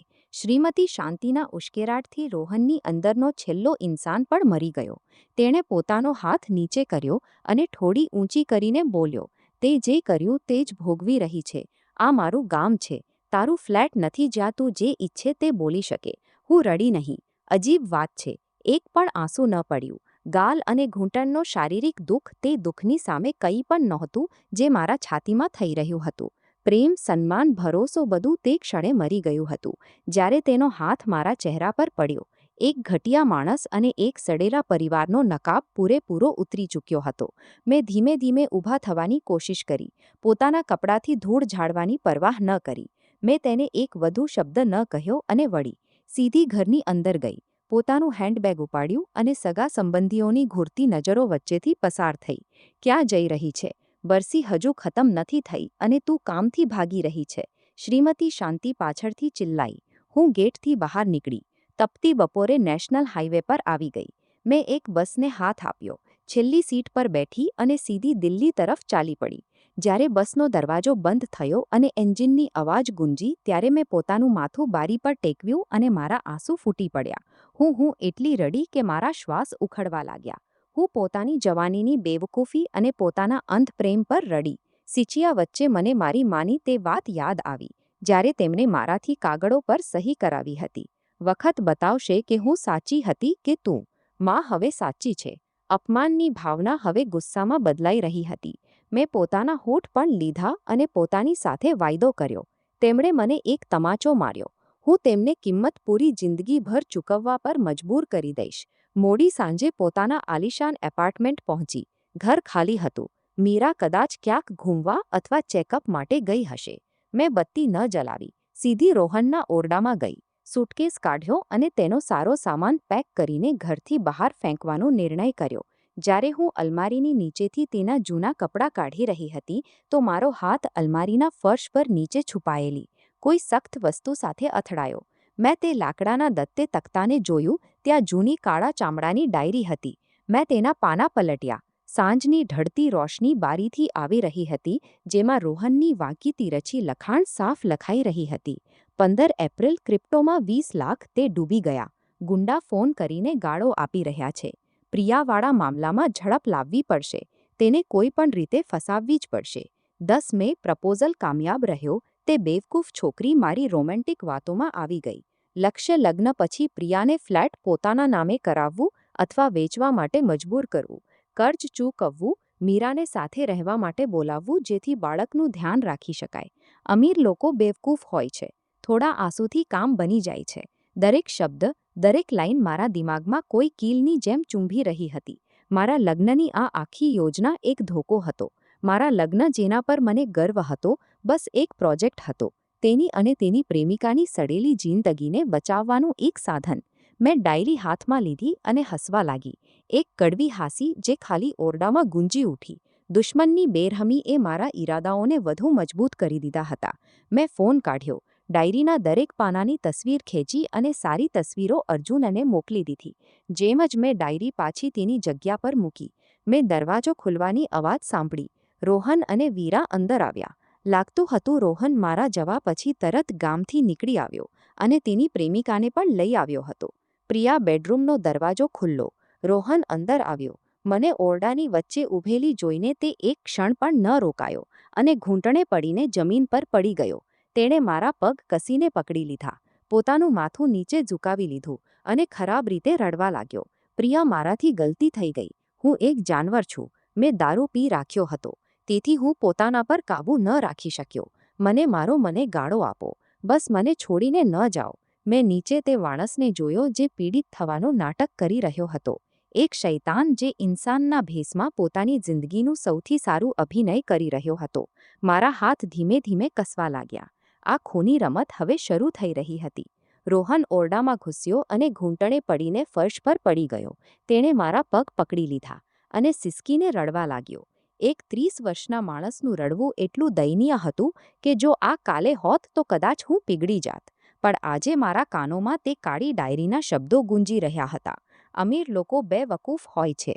થોડા આંસુથી કામ બની જાય છે. પ્રિયા, મારાથી ગલતી થઈ ગઈ. હું જાનવર છું. રોહને પોતાને થપ્પડ મારતા કહ્યું. ગામમાં એટલા બધા સગા સંબંધીઓ હતા. માએ પણ ઉશ્કેરી દીધું. તેથી મારી ઇજ્જતના સવાલ પર મેં હાથ ઊંચો કરી દીધો. મને ખૂબ પસ્તાવો થઈ રહ્યો છે. મીરા દરવાજા પર ઊભેલી આ બધું જોઈ રહી હતી. તે હેરાન હતી કે રોહન એટલો નીચે પડી શકે છે. હું ચૂપચાપ ઊભી રહી. મારી અંદરના દુઃખ હતું ના ગુસ્સો, ફક્ત ઘૃણા હતી. મેં પોતાનો પગ છોડાવ્યો અને એક પગલું પાછળ હટી. ઉઠો. આ નાટક કરીને થાકી નથી ગઈ. રોહન ચોંકી ગયો. આ તેને અપેક્ષા નહોતી કે હું તેની તે ચાલને એટલી બેરહમીથી ઉજાગર કરી દઈશ. તે કંઈક કહેવા જ વાળો હતો કે લિવિંગ રૂમથી એક ભારી વસ્તુ પડવાની અને મીરાની ચીસોની અવાજ આવી. માજી, તમને શું થયું? રોહન ભૈયા, માંજી બેહોશ થઈ ગઈ. રોહન બહાર ભાગ્યો. શ્રીમતી શાંતિ ફર્શ પર પડી હતી. હાથ છાતી પર હતો. મોંથી ઝાંક નીકળી રહ્યો હતો. આંખ ઉપર ચઢેલી હતી. એક સર્વોત્તમ નાટક જે બિલકુલ સાચા સમયે કરવામાં આવ્યું હતું. જો તેમણે રોહનને આંખ ન મારી હોત, જ્યારે તેમને લાગ્યું કે હું બહાર નથી આવી, તો કદાચ મેં એમ્બ્યુલન્સ બોલાવી લીધી હોત. તે રાતે ઘરમાં હંગામો મચી રહ્યો હતો. આગલી સવારે શ્રીમતી શાંતિ પથારી પર પડીને કરા રહી હતી. રોહન મારી પાસે આવ્યો. તેની આંખોમાં આંસુ હતા. પ્રિયા, ડોક્ટરે કહ્યું છે કે માના દિલનું વાલ્વ ખરાબ થઈ ગયું છે. તેમને તરત ઓપરેશનની જરૂર છે. ખર્ચ લગભગ 20 લાખ આવશે. મારી પાસે એટલા પૈસા નથી. તેણે પોતાની જેબમાંથી એક કાગળ કાઢ્યો. પ્રિયા, હું જાણું છું તું મારાથી નારાજ છે, પણ પ્લીઝ માને બચાવી લો.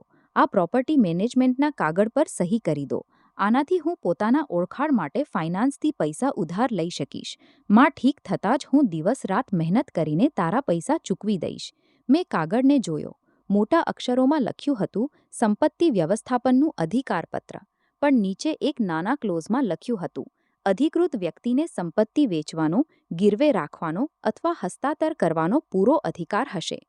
માલિકની સંમતિ વગર તે કાગળના ટુકડા મારું ઘર હડપવા માંગતા હતા. મેં કાપતા હાથોથી કાગળ ઉપાડ્યો. મારી આંખોમાં આંસુ હતા. રોહન, તું મારાથી આ શું કરાવી રહ્યો છે? મેં તને કહ્યું હતું કે રજિસ્ટ્રી બેંકમાં છે. જો હું આ પદ પર સહી કરી પણ દઉં તો છેલ્લી રજિસ્ટ્રી વગર કોઈ તને લોન નહીં આપે. હું કલમ નીચે મૂકવા જ વાળી હતી કે રોહનના ચહેરાથી બનાવટી મુસ્કાન ગાયબ થઈ ગઈ. તેણે મારા હાથમાંથી કાગળ છીનવી લીધો. તેની આંખોમાં અરૂક ચમક હતી. તેણે પાણીનો ગ્લાસ દિવાલ પર મારી દીધો. તેણે મને કહ્યું, મારાથી જૂઠ ન બોલો. મેં બેંકના સિસ્ટમથી ચેક કરાવ્યું છે. તારું ઘર ક્યાંય ગીરવે નથી. ચૂપચાપ આના પર સહી કરો. નહીંતર મારે કોઈ બીજી રીત અપનાવવી પડશે. તેની ધમકીથી હું ચોંકી ગઈ. શું અર્થ? તું શું કરીશ? રોહન આગળ વધ્યો. તેની પરછાઈ મારા પર પડી. તે હસ્યો એક હારેલા જુગારીની જેમ. તું પોતાને મોટી ઇન્ટિરિયર ડિઝાઇનર સમજે છે. ભૂલી જઈશ નહીં. મારી પાસે તારા ઓફિસની ચાવી છે. મને તારા કમ્પ્યુટરનો પાસવર્ડ પડે છે. જો તું તે રજિસ્ટ્રી ન આપી તો કાલે તારા સારા એક્સક્લુઝિવ ડિઝાઇન ઇન્ટરનેટ પર હશે. તારા ક્લાયન્ટ સાથે તારા કોન્ટ્રાક્ટ રદ્દીના ટુકડા બની જશે. પછી જો તું નુકસાનની ભરપાઈ કેવી રીતે કરે છે? મારું દિલ ધકથી રહી ગયું. તે ફક્ત મારા ઘર પર જ નહીં, મારા કેરિયર પર પણ હુમલો કરી રહ્યો હતો. કમીને મેં ચિલ્લાઈ અને પોતાનું બેગ લઈને દરવાજા તરફ ભાગી. રોકાઈ જાઓ, રોહન ચિલ્લાયો અને મારા વાળ પકડવા માટે દોડ્યો. પણ હું ઝડપી હતી. હું દરવાજો ખોલીને બહાર ભાગી અને લિફ્ટનું બટન દબાવ્યું.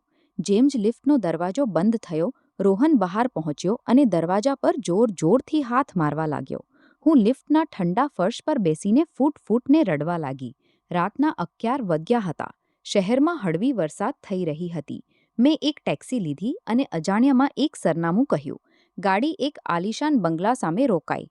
મેં કાંપતા હાથોથી ઘંટી વગાડી. અમારી જૂની નોકરાણી માયા દીદીએ દરવાજો ખોલ્યો. મારા વિખરાયેલા વાળ, સોજેલા ચહેરાને જોઈને તે ગભરાઈ ગઈ. પ્રિયા બેટી, તું આ વખતે અહીં આ શું કુવાલ બનાવી રાખ્યો છે? હું કંઈ કહ્યા વગર અંદર ભાગી. મારી માં શ્રીમતી અંજલિ સિલ્કનું નાઇટ ગાઉન પહેરીને સીડીઓથી ઉતરી રહી હતી. મને લિવિંગ રૂમમાં પડતી જોઈને તે ગભરાઈ ગઈ. તેમણે શાંતિથી પાણીનો ગ્લાસ મેજ પર મૂક્યો અને મારી સોજેલી આંખોમાં જોયું. હવે આંખો ખુલ્લી. ફક્ત એક સવાલ અને મારી અંદરનું સારું દુઃખ, અપમાન, ધોકો ફૂટી પડ્યું. હું માના પગથી લીપટીને એક બાળકની જેમ રડવા લાગી. માં, મારાથી ગલતી થઈ ગઈ. મને ધોકો મળ્યો છે. તે કર્જમાં ડૂબેલો છે. તે પોતાની ગર્ભવતી પ્રેમિકાને ઘરે લાવ્યો. તેણે મને માર્યો. હું તે મારી કંપનીને બરબાદ કરવાની ધમકી આપી રહ્યો છે. માં, હું હવે વધુ નથી સહી શકતી. શ્રીમતી અંજલિએ મને રડવા દીધું. જ્યારે મારી સિસકીઓ ઓછી થઈ તો તેમણે મારી ઝૂંટી ઉપર ઊંચી કરી.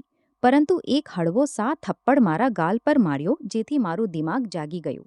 બસ આજ રાત રડો. માની અવાજ સખ્ત હતી. કાલે આંસુ પૂંછો, સુંદર સા મેકઅપ કરો અને તે ઘરમાં પાછા જાઓ. શર્મા ખાનદાનના લોકો કૂતરાના કાંટા પર ભાગતા નથી. તેને અમે પાગલ કૂતરાના દાંત તોડી દઈએ છીએ અને પોતાનો હક સુદ સહિત પાછો લઈએ છીએ. પણ માં, તે રજિસ્ટ્રી માંગી રહ્યો છે. તે મારી કંપનીને ધમકી આપી રહ્યો છે. માં હળવીસી મુસ્કાની. એક એવી મહિલાની મુસ્કાન જેણે 30 વર્ષ વેપારની દુનિયામાં વિતાવ્યા હતા. તેમણે માયા દીદીને અવાજ આપી. માયા, સ્ટડી રૂમની તિજોરીમાંથી એક એલ્યુમિનિયમનો બોક્સ લાવો. કેટલાક મિનિટ પછી માએ મારી સામે એક રજિસ્ટ્રી ફેંકી. તે જ જાણીતું કવર ત્યાં જ પત્તો. પણ માલિકના નામની જગ્યાએ પ્રિયા શર્માનું નામ કાપીને નીચે સાફ અક્ષરોમાં લખ્યું હતું, શ્રીમતી અંજી શર્મા હસ્તાંતરિત. આ ઘરની ચાવી તારા લગ્નથી પહેલાં 1 અઠવાડિયા પહેલાં જ મારા હાથમાં આવી ગઈ હતી. માએ લાપરવાહીથી કહ્યું, હવે મારી દીકરી પ્રિયા કાનૂની રીતે એક કિરાયેદારથી વધુ કંઈ નથી. તે અધિકાર પત્ર માંગે છે, તેને આપી દો. પરંતુ રજિસ્ટ્રી માંગે છે, તેને આપી દો. પણ તેને જે મળશે તે નકલી હશે. જોઈએ જો જેટલું ઉપર ચઢે છે, પડતી વખતે તેની હાડકાં એટલી જ ચકનાચૂર થાય છે. માના નામની રજિસ્ટ્રી હાથમાં લઈને હું અંદર ગઈ અને નવી ઊર્જા ભરાઈ આવી. જ્યારે ડર ગાયબ થઈ ગયો. આ રમતમાં અસલી ખેલાડી તે નહોતા. મેં ફોન કાઢ્યો. સ્ક્રીન નથી, આંસુ પૂંછ્યા અને રોહનને એક નાનો સા મેસેજ લખ્યો. હું સહી કરવા માટે તૈયાર છું. કાલે ઘરે આવીને કાગળ લઈ જવો. મારી કંપનીને હાથ ન લગાડવો. મેસેજ મોકલીને મેં ફોન બંધ કરી દીધો અને મા તરફ જોઈને મુસ્કાની. અસલી રમત તો હવે શરૂ થઈ હતી. રોહનને મેસેજ મોકલ્યા પછી હું 2 દિવસ વધુ મારી માના ઘરે રહી, જ્યાં મેં અર્જુન સાથે મળીને એક સર્વોત્તમ યોજના બનાવી. જવાબી હુમલાનું પહેલું પગલું રોહન અને મીરાના અવૈધ સંબંધનું એક એવું પુરાવો હાંસિલ કરવું હતું જેને ઝૂંટલાવી ન શકાય. આનાથી મને તલાકના કેસમાં પૂરેપૂરી વધત મળી જાત. બુધવારની સવારે હું પોતાના એપાર્ટમેન્ટ પાછી આવી. દરવાજામાં ઘૂસતા જ મેં લડખડાવાનું નાટક કર્યો. તે જૂતાની રેક પાસે પડી ગઈ. રોહન મીરા સાથે નાસ્તો કરી રહ્યો હતો. મને જોઈને દોડીને આવ્યો. તેને લાગ્યું કે હું તેની ધમકીઓથી પૂરેપૂરી તૂટી ચૂકી છું. શું થયું? વિચારી લીધું. કાગળ ક્યાં છે? તેણે મારી તબિયત વિશે એકવાર પણ ન પૂછ્યું. મેં તેનો હાથ પકડીને નબળી અવાજમાં કહ્યું, હું ખૂબ થાકી ગઈ છું. કેટલીક રાતોથી સૂઈ નથી. રજિસ્ટ્રી કંપનીની તિજોરીમાં છે. મારે હોસ્પિટલ જવું પડશે. કાલે જ્યારે હું ઠીક થઈ જઈશ તો હું તને લાવીને આપી દઈશ. રોહને સખ્તથી મને જોયો, પણ મારી હાલત જોઈને માની ગયો. ઠીક છે, ઓરડામાં જઈને આરામ કરો. હું ટેક્સી બોલાવી લઉં. પોતે ચાલી જવું. આજે મારી એક જરૂરી મીટિંગ છે. મેં માથું હલાવ્યું, જેમ મેં વિચાર્યું હતું એક ઘટિયો માણસ ક્યારેય પણ આવી પત્નીની સંભાળમાં પોતાનો વખત બરબાદ નહીં કરે, જેને તે પોતાની આંખોનો કાંટો સમજતો હોય. હું શહેરના સૌથી મોટા મલ્ટી સ્પેશિયલ હોસ્પિટલમાં હતી. એક મોટો માસ્ક અને ટોપી પહેરી હતી અને હું ચૂપચાપ ગાયનેકોલોજિસ્ટ ડિપાર્ટમેન્ટમાં ખૂણામાં બેઠી હતી. વીઆઈપી સેક્શનમાં જે નજારો મેં જોયો તેથી મારા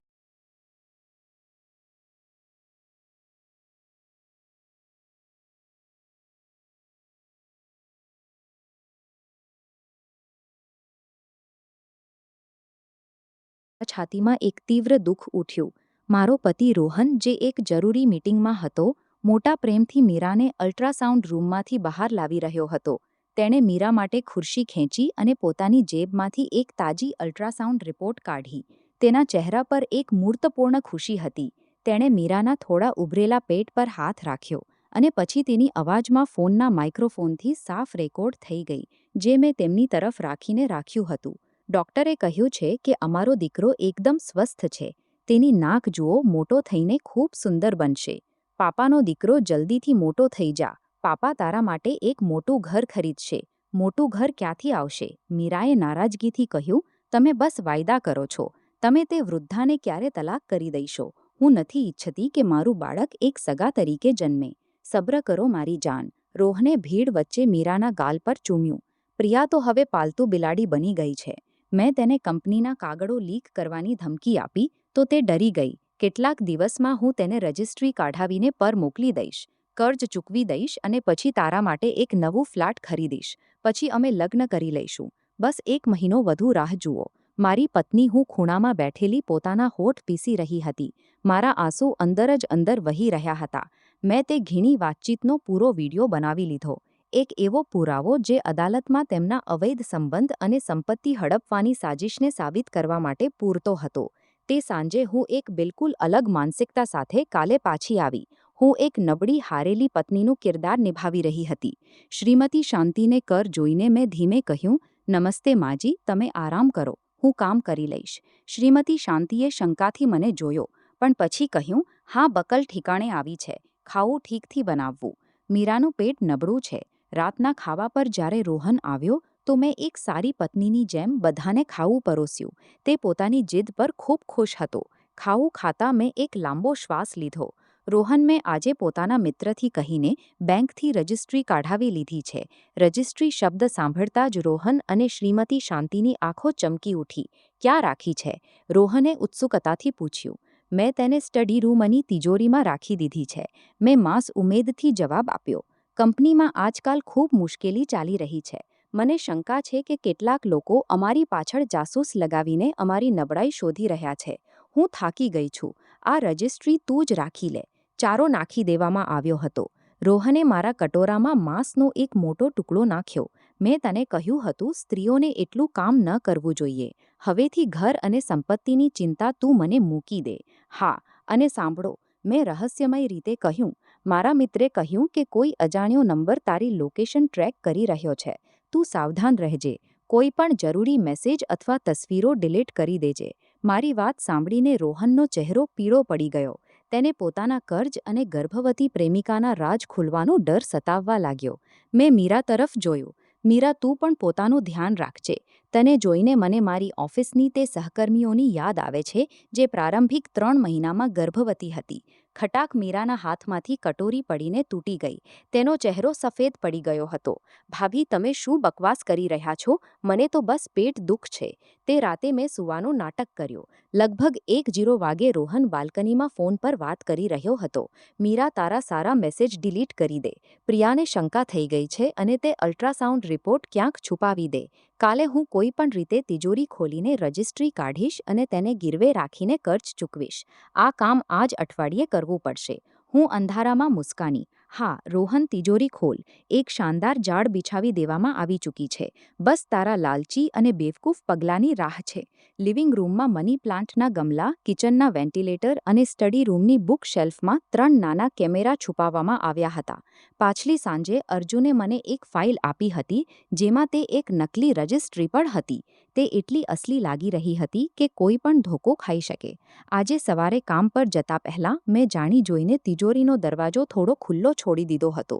જેમાં તે નકલી રજિસ્ટ્રી રાખી મેં શ્રીમતી શાંતિને પણ તાકીદ આપી હતી કે મારા સ્ટડી રૂમમાં કોઈ ન જાય. 10 વાગે મેં પોતાના ફોન પર કેમેરા ફીડ ખોલી. શ્રીમતી શાંતિ દબાયેલા પગે મારા સ્ટડી રૂમમાં ઘૂસી. તેમણે તિજોરી ખોલી અને નકલી રજિસ્ટ્રી જોઈને તેમની આંખો ચમકી ઉઠી. તેમણે તેની તસવીરો ખેંચી. 15 મિનિટ પછી રોહન હાંફતો ઘરમાં ઘૂસ્યો. તેણે પોતાની માના હાથમાંથી રજિસ્ટ્રી લીધી. હા માં, આ અસલી છે. નામ પણ પ્રિયાનું જ છે. તે નકલી કાગળને એવી રીતે ચૂમી રહ્યો હતો જાણે તે કોઈ ખજાનો હોય. હું તેને લઈને જઈ રહ્યો છું. ગુંડા મારી કંપનીના દરવાજા પર ઊભા છે. આ કહીને રોહન તોફાનની જેમ ઘરથી નીકળી ગયો. બપોરે અર્જુનનો મેસેજ આવ્યો. રોહને રજિસ્ટ્રી ટાઈગરભાઈના અડ્ડા પર ગીરવે રાખવાની કોશિશ કરી, પણ તેમણે ના પાડી દીધી. એટલી મોટી સંપત્તિ માટે જ્યાં સુધી માલિક પોતે સહી ન કરે, કોઈ ગુંડો પણ તેને હાથ નહીં લગાડે. જેમ મેં વિચાર્યું હતું, હવે જોઈએ તે આગલું પગલું શું ઉપાડે છે. તે રાતે ઘરમાં માહોલ ખૂબ તણાવપૂર્ણ હતું. રોહન ખરાબ રીતે હતાશ હતો. રાતે મેં તેને બાલ્કનીમાં ફોન પર વાત કરતો સાંભળ્યો. મને એક એવા માણસને શોધીને આપો જે એકદમ અસલી જેવી સહી બનાવી શકે. પૈસા કોઈ મસલો નથી. મારી પાસે તેની સહીનો નમૂનો છે. કાલે મારે ટાઈગરભાઈને 3 કરોડ આપવા છે, નહીતર હું મારી જઈશ. તે હવે નકલી સહીનો રસ્તો પસંદ કરી રહ્યો હતો. પોતાને સીધા અપરાધિક મામલાઓમાં ફસાવી રહ્યો હતો. 2 દિવસ પછી ઘરમાં એક શવ ખૂબ ખુશ હતા. મને ખબર હતી કે રોહને અધિકાર પત્ર પર મારી નકલી સહી કરાવી લીધી છે. તેને લાગી રહ્યું હતું કે હવે તે જીતી ગયો છે. રવિવારની સવારે રોહન પોતાના 3 શરાબી મિત્રોને ઘરે લાવ્યો. ભાઈઓ, આ ફ્લેટ મેં પોતાની મહેનતથી બનાવ્યું છે. 10 કરોડનું છે. તે પોતાની છાતી ઠોકીને કહી રહ્યો હતો. અને તારી બીવી ક્યાં છે? એક મિત્રે પૂછ્યું. વો તો બસ કિચનમાં રહે છે. કમાતી કંઈ નથી. હું જ પાડું છું. ત્યાં જ મીરા રોહનની શર્ટ પહેરીને બહાર નીકળી અને તેની બાજુમાં બેઠી ગઈ. તમે લોકો આવી ગયા, મને કહ્યું પણ નહીં. મેં પોતાના ફોન પર રેકોર્ડિંગ ચાલુ કરી દીધી. જ્યારે તેના 2 મિત્રો બહાર ગયા તો મીરાએ પાસે મારી આવી. સફાઈ ઠીકથી કરો. વળી તું જલ્દી જ આ ઘરથી જવાવાળી છે. શું અર્થ? મેં પૂછ્યું. અર્થ એ છે કે રોહને આ ઘરને ગીરવે રાખી દીધું છે. પૈસા પણ મળી ગયા છે. જલ્દી તેને વેચી દેવામાં આવશે. તું પોતાનો સામાન પેક કરી લે. આ ઘર પર મારો અને મારા બાળકનો હક છે. આ કહીને તેણે મારા મોં પર પાણીનો ગ્લાસ ફેંકી દીધો. શ્રીમતી શાંતિ પણ આવી અને મને ધક્કો આપ્યો. નીકળી જાઓ અહીંથી. હું પોતાના ઓરડામાં ગઈ. ત્યાં જ અર્જુનનો ફોન આવ્યો. કામ થઈ ગયું છે. રોહને નકલી રજિસ્ટ્રી અને તારી નકલી સહીવાળા કાગળ ટાઈગરભાઈને આપી દીધા છે. તેણે 3 કરોડના કેશ લઈ લીધા છે અને પોતાનું કર્જ ચૂકવી દીધું છે. ખૂબ વધ્યા. ગુંડાઓને જલ્દી ખબર પડી જશે કે કાગળ નકલી છે. ત્યારે અસલી મજા શરૂ થશે. ઘરમાં તણાવ વધતો જઈ રહ્યો હતો. શ્રીમતી શાંતિએ એક વધુ ઘટી ચાલ ચાલી. બુધવારે મેં ઓરડા પર જોયું કે તે એક કાળા પોલિથીનમાં એક તાવીજ અને ઘૂસ ભસ્મ લઈને આવી. તેમણે તાવીજ મારા ગદ્દામાં નીચે છુપાવી દીધો અને ભસ્મ કિચનમાં તે મારા પર કાળું જાદુ કરવાની કોશિશ કરી રહી હતી. તે રાતે જ્યારે હું પોતાના માટે દૂધ બનાવી રહી હતી, શ્રીમતી શાંતિ આવીને કહ્યું, લાવો હું બનાવી આપું. હું લિવિંગ રૂમમાં આવી ગઈ, પણ મારી નજર કિચનમાંના કેમેરા પર હતી. શ્રીમતી શાંતિએ ચૂપકે તે ભસ્મને મારા દૂધમાં મિક્સ કરી દીધી. જ્યારે તે દૂધ લઈને આવી તો મેં મુસ્કાનીને કહ્યું, આ થોડું ગરમ છે, હું થોડી વારમાં પીઉં છું. ત્યાં જ મીરા બાથરૂમથી નીકળી. માજી, મારા પેટમાં દુઃખ થઈ રહ્યું છે અને કંઈક મીઠું ખાવાનું મન છે. મેં મોકો આપીને કહ્યું, મીરા, આ ગરમ દૂધ પી લો, બાળક માટે સારું રહેશે. હું બીજું બનાવી લઈશ. આ કહીને હું બાથરૂમ ચાલી ગઈ. જ્યારે હું પાછી આવી તો ગ્લાસ ખાલી હતો. શ્રીમતી શાંતિનો ચહેરો ડરથી પીળો પડી ગયો હતો. તે આ ન કહી શકતી હતી કે તે દૂધમાં શું મિક્સ હતું. તે રાતે લગભગ 2 બજે વાગે બાથરૂમથી મીરાની ચીસોની અવાજ આવી, બચાવો, લોહી, ખૂબ લોહી. અમે બધા ભાગ્યા. મીરા બાથરૂમથી ભીના ફર્શ પર પડી હતી. તેની આંખો ધૂંધળી હતી અને તેના પગ વચ્ચે લોહી વહી રહ્યું હતું. મીરા, શું થયું તને? રોહન ચિલ્લાયો. એમ્બ્યુલન્સ બોલાવો. માં હોસ્પિટલના કોરિડોરમાં રોહન માથું પકડીને બેઠો હતો. જ્યારે એક નર્સ બહાર આવી તો રોહને તેની પાસેથી પૂછ્યું, મારી પત્ની કેવી છે? મારું બાળક ઠીક તો છે? મેં ચૂપચાપ તે ક્ષણનો વિડીયો બનાવી લીધો. નર્સે કહ્યું, મરીજે નિંદ્રાની દવાની ખૂબ વધારે ડોઝ લીધી હતી, જેની વજહથી તે પડી ગઈ. બાળકને ખતરો છે. નિંદ્રાની દવા. રોહન હેરાન હતો. હું આગળ વધી અને શ્રીમતી શાંતિથી પૂછ્યું, માજી, તમે આજ રાત મારા દૂધમાં જે પાવડર મિક્સ કર્યો હતો તે શું હતું? રોહને પોતાની મા તરફ જોયું. તેણે બધું સમજાઈ ગયું. તેણે એક જોરદાર તમાચો પોતાની માના મોં પર માર્યો. તમે આ શું કર્યું? તમે મારા જ બાળકને મારવા માંગતા હતા. એક શાનદાર ચોરને મૌસેરાભાઈનો નજારો હતો. મીરાના ગર્ભપાત પછી રોહન અને તેની મામા રોજ લડાઈ થવા લાગી. ગુંડા પણ હવે બાકી પૈસા માટે ફોન કરવા લાગ્યા હતા. રોહનની છેલ્લી આશા એક મોટા બિઝનેસમેન મિસ્ટર હાઈ સાથે એક કોન્ટ્રાક્ટ એક પટીની હતી. તેણે મિસ્ટર હાઈને ઘરે ખાવા પર બોલાવ્યા, જેથી પોતાની જૂઠી શાન બતાવી શકે. તેણે મારાથી એક સારી પત્નીનો નાટક કરવાની ભીખ માંગી. મેં મુસ્કાનીને કહ્યું, હા, હું એક એવી પાર્ટી આપીશ જેને તું ક્યારેય ન ભૂલે. સાંજે મિસ્ટર હાઈ આવ્યા. તે એક ખૂબ જ સન્માનિત વ્યક્તિ હતા. વાહ રોહન, તે એટલી ઓછી ઉંમરમાં એટલું મોટું ઘર બનાવી લીધું અને તારી બીવી પણ ખૂબ સુંદર અને સંસ્કારી છે. હું તને આ કોન્ટ્રાક્ટ આપીને સાચું કરી રહ્યો છું. મિસ્ટર હાઈએ કહ્યું. રોહન ખુશીથી ફૂલી ન સમાઈ રહ્યો હતો. ખાવા વચ્ચે વાઇન લેવાના બહાને સ્ટડી રૂમ ગઈ. પાછા ફરતી વખતે મારા હાથમાં વાઇનની બોટલ અને એક ફાઇલ હતી. મેં જાણી જોઈને મિસ્ટર હાઈ પાસે લડખડાઈ અને ફાઇલ જમીન પર પડી ગઈ, જેથી સારા કાગળો વિખરાઈ ગયા. તે કાગળો રોહનના કર્જના પુરાવા, તેની અને મીરાના હોસ્પિટલની તસવીરો અને અલ્ટ્રાસાઉન્ડની રિપોર્ટ હતી. મિસ્ટર હાઈએ અલ્ટ્રાસાઉન્ડ રિપોર્ટ ઉપાડી. તેમનો ચહેરો સખ્ત થઈ ગયો. આ શું છે રોહન? રોહનનો ચહેરો પીળો પડી ગયો. સર, આ કંઈ નથી, આ કંઈ નથી. અંકલ, મેં શાંતિથી કહ્યું, આ મારા પતિના કર્જના કાગળો છે અને આ તેમની ગર્ભવતી પ્રેમિકાની રિપોર્ટ છે, જેને તે મારા જ ઘરમાં રાખી રહ્યા છે. મિસ્ટર હાઈએ મેજ પર કાગળો પટક્યા. રોહન, તું મને ધોકો આપી રહ્યો હતો. જે માણસ પોતાની બીવીનો નથી થયો, તે મારા કરોડોના કોન્ટ્રાક્ટનું શું કરશે? રોહન તેમના પગમાં પડી ગયો. સર, પ્લીઝ, મારી બીવી પાગલ છે. ત્યાં જ દરવાજાની ઘંટી વાગી. મેં દરવાજો ખોલ્યો. મારી મા શ્રીમતી અંજલિ એક પાવરફુલ બિઝનેસ સૂટમાં અંદર આવી. મિસ્ટર હાઈ તેમને જોઈને ચોંકી ગયા. અંજલિજી, તમે અહીં? નમસ્તે. હાય સાહેબ. માં મુસ્કાની, આ જ છોકરી તમારી સામે ઊભી છે, આ મારી દીકરી છે. અને આ જે જમીન પર પડેલો છે, આ મારો થવાવાળો પૂર્વ દામાદ છે, જેને અમે જલ્દી જેલ મોકલવાવાળા છીએ. મિસ્ટર હાઈએ તૃણાથી રોહનને જોયો અને બહાર ચાલ્યા ગયા. આ કોન્ટ્રાક્ટ રદ સમજો. રોહન જમીન પર પડીને પોતાના વાળ નોચવા લાગ્યો. તેની આંખો લોહીથી લાલ થઈ ગઈ. તેણે મને ઘૂરીને જોયો. તે મને મજબૂર કર્યો છે. કાલે હું આ ઘર ટાઈગરભાઈને વેચી દઈશ. મારી પાસે તારી સહીવાળો અધિકાર પત્ર છે. હું તને સડક પર લઈ આવીશ. હું મુસ્કાની. અચ્છા, તો કાલે તેમને બોલાવી લેજે. એક પાર્ટી કરીએ. તે રાત પછી ઘરમાં માહોલ એક ટાઈમ બોમ્બ જેવું થઈ ગયું હતું. આગલી સવારે દરવાજાની ઘંટી વાગી. રોહને દરવાજો ખોલ્યો. બહાર ટાઈગરભાઈ પોતાના 5 ગુંડાઓ સાથે ઊભો હતો. ટાઈગરભાઈ, જુઓ, આ 25 લાખ વર્ગ ફૂટનું ફ્લેટ છે. સારું સામાન. હવે ટુ ઇમ્પોર્ટેડ છે. ઓછામાં ઓછું 12 કરોડનું છે. તમે તેને મારા 5 કરોડના કર્જના બદલામાં રાખી લો. ટાઈગરે ચારે તરફ જોયું અને તેને હલાવ્યું. મેં પોતાની કોફીનો કપ મેજ પર મૂક્યો. માફ કરજો, આ ઘર મારી ખાનગી સંપત્તિ છે. તેને કોઈ વેચી શકે નહીં. તમે બધા બહાર જાઓ. ટાઈગરે રોહનને પૂછ્યું, આ શું છે? તારી બીવી તો મને જ ભગાડી રહી છે. રોહને પોતાની જેબમાંથી નકલી અધિકાર પત્ર કાઢ્યો. આ જુઓ, તેની સહી છે.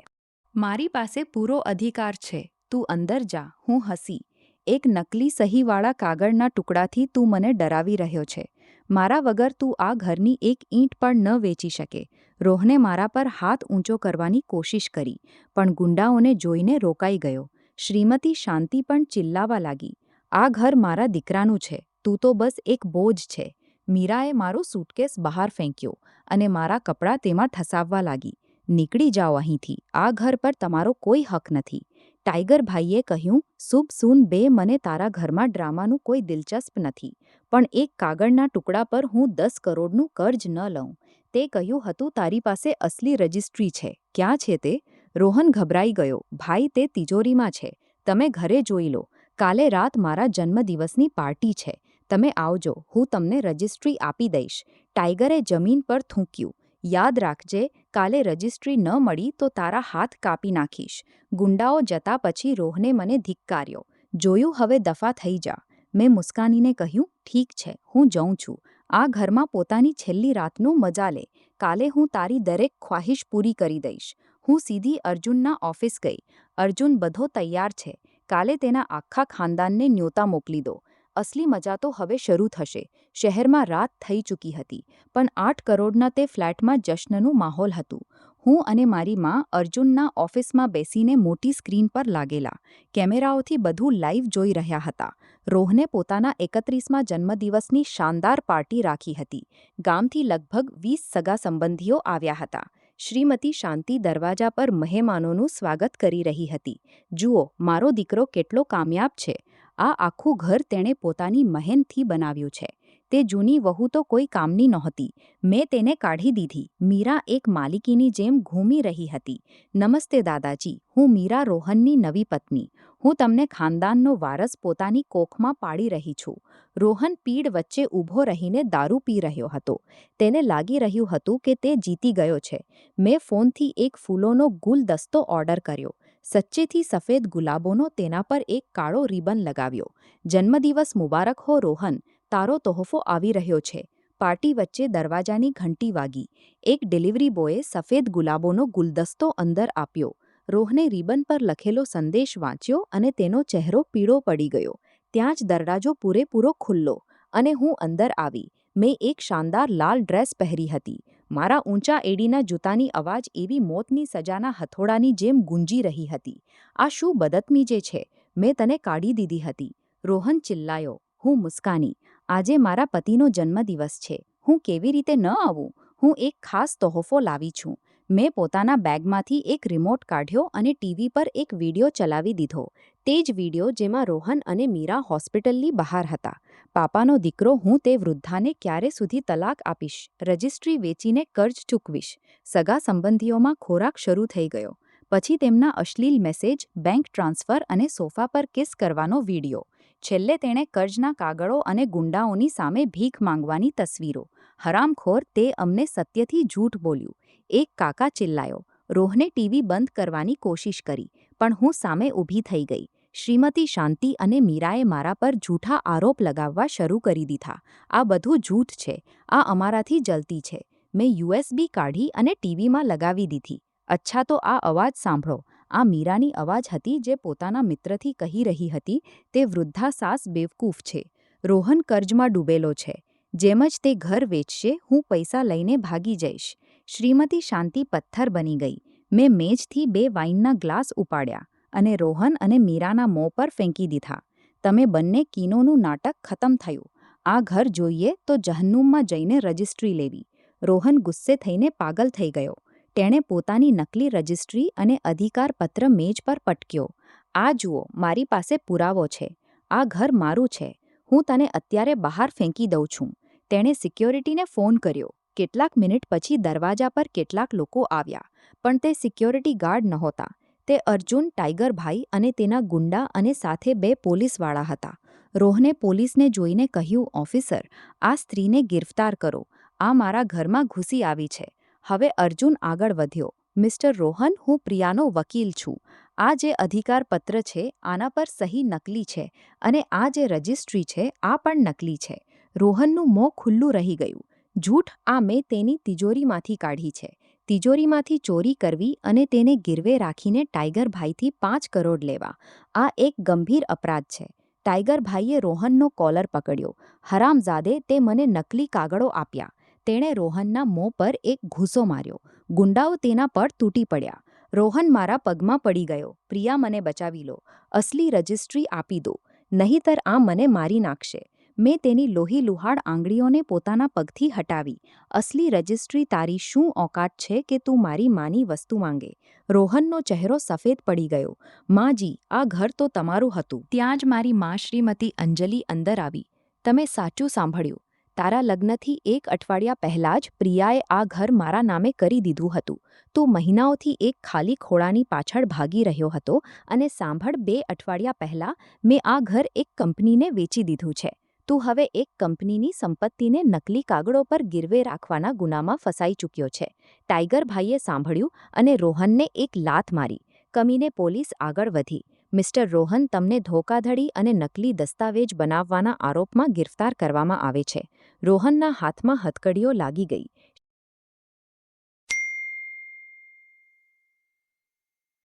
શ્રીમતી શાંતિ પોતાના દીકરાને ગિરફ્તાર થતા જોઈને બેહોશ થઈ ગઈ. રોહનને લઈ જવામાં આવ્યો. ટાઈગરભાઈએ શ્રીમતી શાંતિને ધમકાવ્યો. મારા 5 કરોડ કોણ આપશે? હું તમારા આખા ખાનદાનને નોચી ખાઈશ. શ્રીમતી શાંતિ મારા પગમાં પડી ગઈ. પ્રિયા બેટી, તેને બચાવી લો. મેં પોતાની જેબમાંથી તલાકના કાગળો કાઢ્યા અને તેમને મોં પર ફેંક્યા. આના પર પોતાના દીકરાની સહી લઈ લેવી. રમત ખતમ. મેં સગા સંબંધીઓને 15 મિનિટમાં ઘર ખાલી કરવાનું અલ્ટિમેટમ આપ્યું. તે બધા ચૂહાઓની જેમ ભાગી ઊભા થયા. પોતાની જ ભાભીને એકલી છોડીને શ્રીમતી શાંતિએ એક સગાનો પગ પકડવાની કોશિશ કરી, પણ તેણે ઝટકી દીધો. તારા દીકરાની વજહથી આખા ખાનદાનની બેઇજ્જતી થઈ. પોતે ભાગતો રાતે મેં ઘરની પૂરી સફાઈ કરાવી. દરેક તે વસ્તુને ફેંકી દીધી જે તેમની યાદ અપાવતી હતી. કેટલાક મહિના પછી અદાલતમાં રોહન એક કેદીની વર્દીમાં ઊભો હતો. તેને ધોકાધડીના ગુનામાં 7 વર્ષની જેલ થઈ. મીરાને પણ પૈસા પાછા આપવાનો હુકમ આપવામાં આવ્યો. અદાલતની બહાર મેં જોયું કે શ્રીમતી શાંતિ કચરાના ઢગલા પર પ્લાસ્ટિકની બોટલો ઉપાડી રહી હતી. તે પાગલ થઈ ચૂકી હતી અને બડબડાટ કરી રહી હતી. મારા દીકરાનું એક 10 કરોડનું ઘર. અર્જુને મારા માટે કારનો દરવાજો ખોલ્યો. બધાઈ હો, તું આઝાદ છે. અમે એક નવી જિંદગી તરફ ચાલી પડ્યા. જેલમાં રોહન દરરોજ પીટાતો હતો. ટાઈગરના ગુંડા પણ તે જ જેલમાં હતા અને તેઓ પોતાનો બદલો લઈ રહ્યા હતા. મીરાનો ચહેરો ડ્રેગનમાં ખરાબ થઈ ચૂક્યો હતો. તે એક ઢાબામાં વાસણ માંજી રહી હતી અને મેં પોતાની ઇન્ટિરિયર ડિઝાઇનિંગ કંપની ખોલી. મારું કામ ખૂબ સારું ચાલી રહ્યું હતું. મેં પોતાના તે ઘરને ફરીથી સજાવ્યું. આજે મેં પોતાની માને ખાવા પર બોલાવી હતી. માં, જો તમે તે દિવસે શક્તિ ન બતાવી હોત તો આજે હું બરબાદ થઈ ચૂકી હોત. તમે મને જિંદગીનો સૌથી મોટો સબક શીખવ્યો. માએ મુસ્કાનીને કહ્યું, ખોટા માણસ સાથે લગ્ન કરવું એક હાદસો છે, પણ તે સડેલા લગ્નમાંથી બહાર ન નીકળવું એક ત્રાસદી છે. ત્યાં જ અર્જુન આવ્યો. અમે ત્રણેય એક નવી શરૂઆતનો જશ્ન મનાવ્યો. સ્ત્રીઓએ હંમેશા પોતાના દિમાગને તીક્ષ્ણ અને દિલને મજબૂત રાખવું જોઈએ, કારણ કે દરેક તોફાન પછી આકાશ સાફ થાય છે અને એક નવી સવાર જરૂર આવે છે. વિડિયો સારો લાગ્યો હોય તો લાઇક અને ચેનલને સબસ્ક્રાઇબ જરૂર કરો.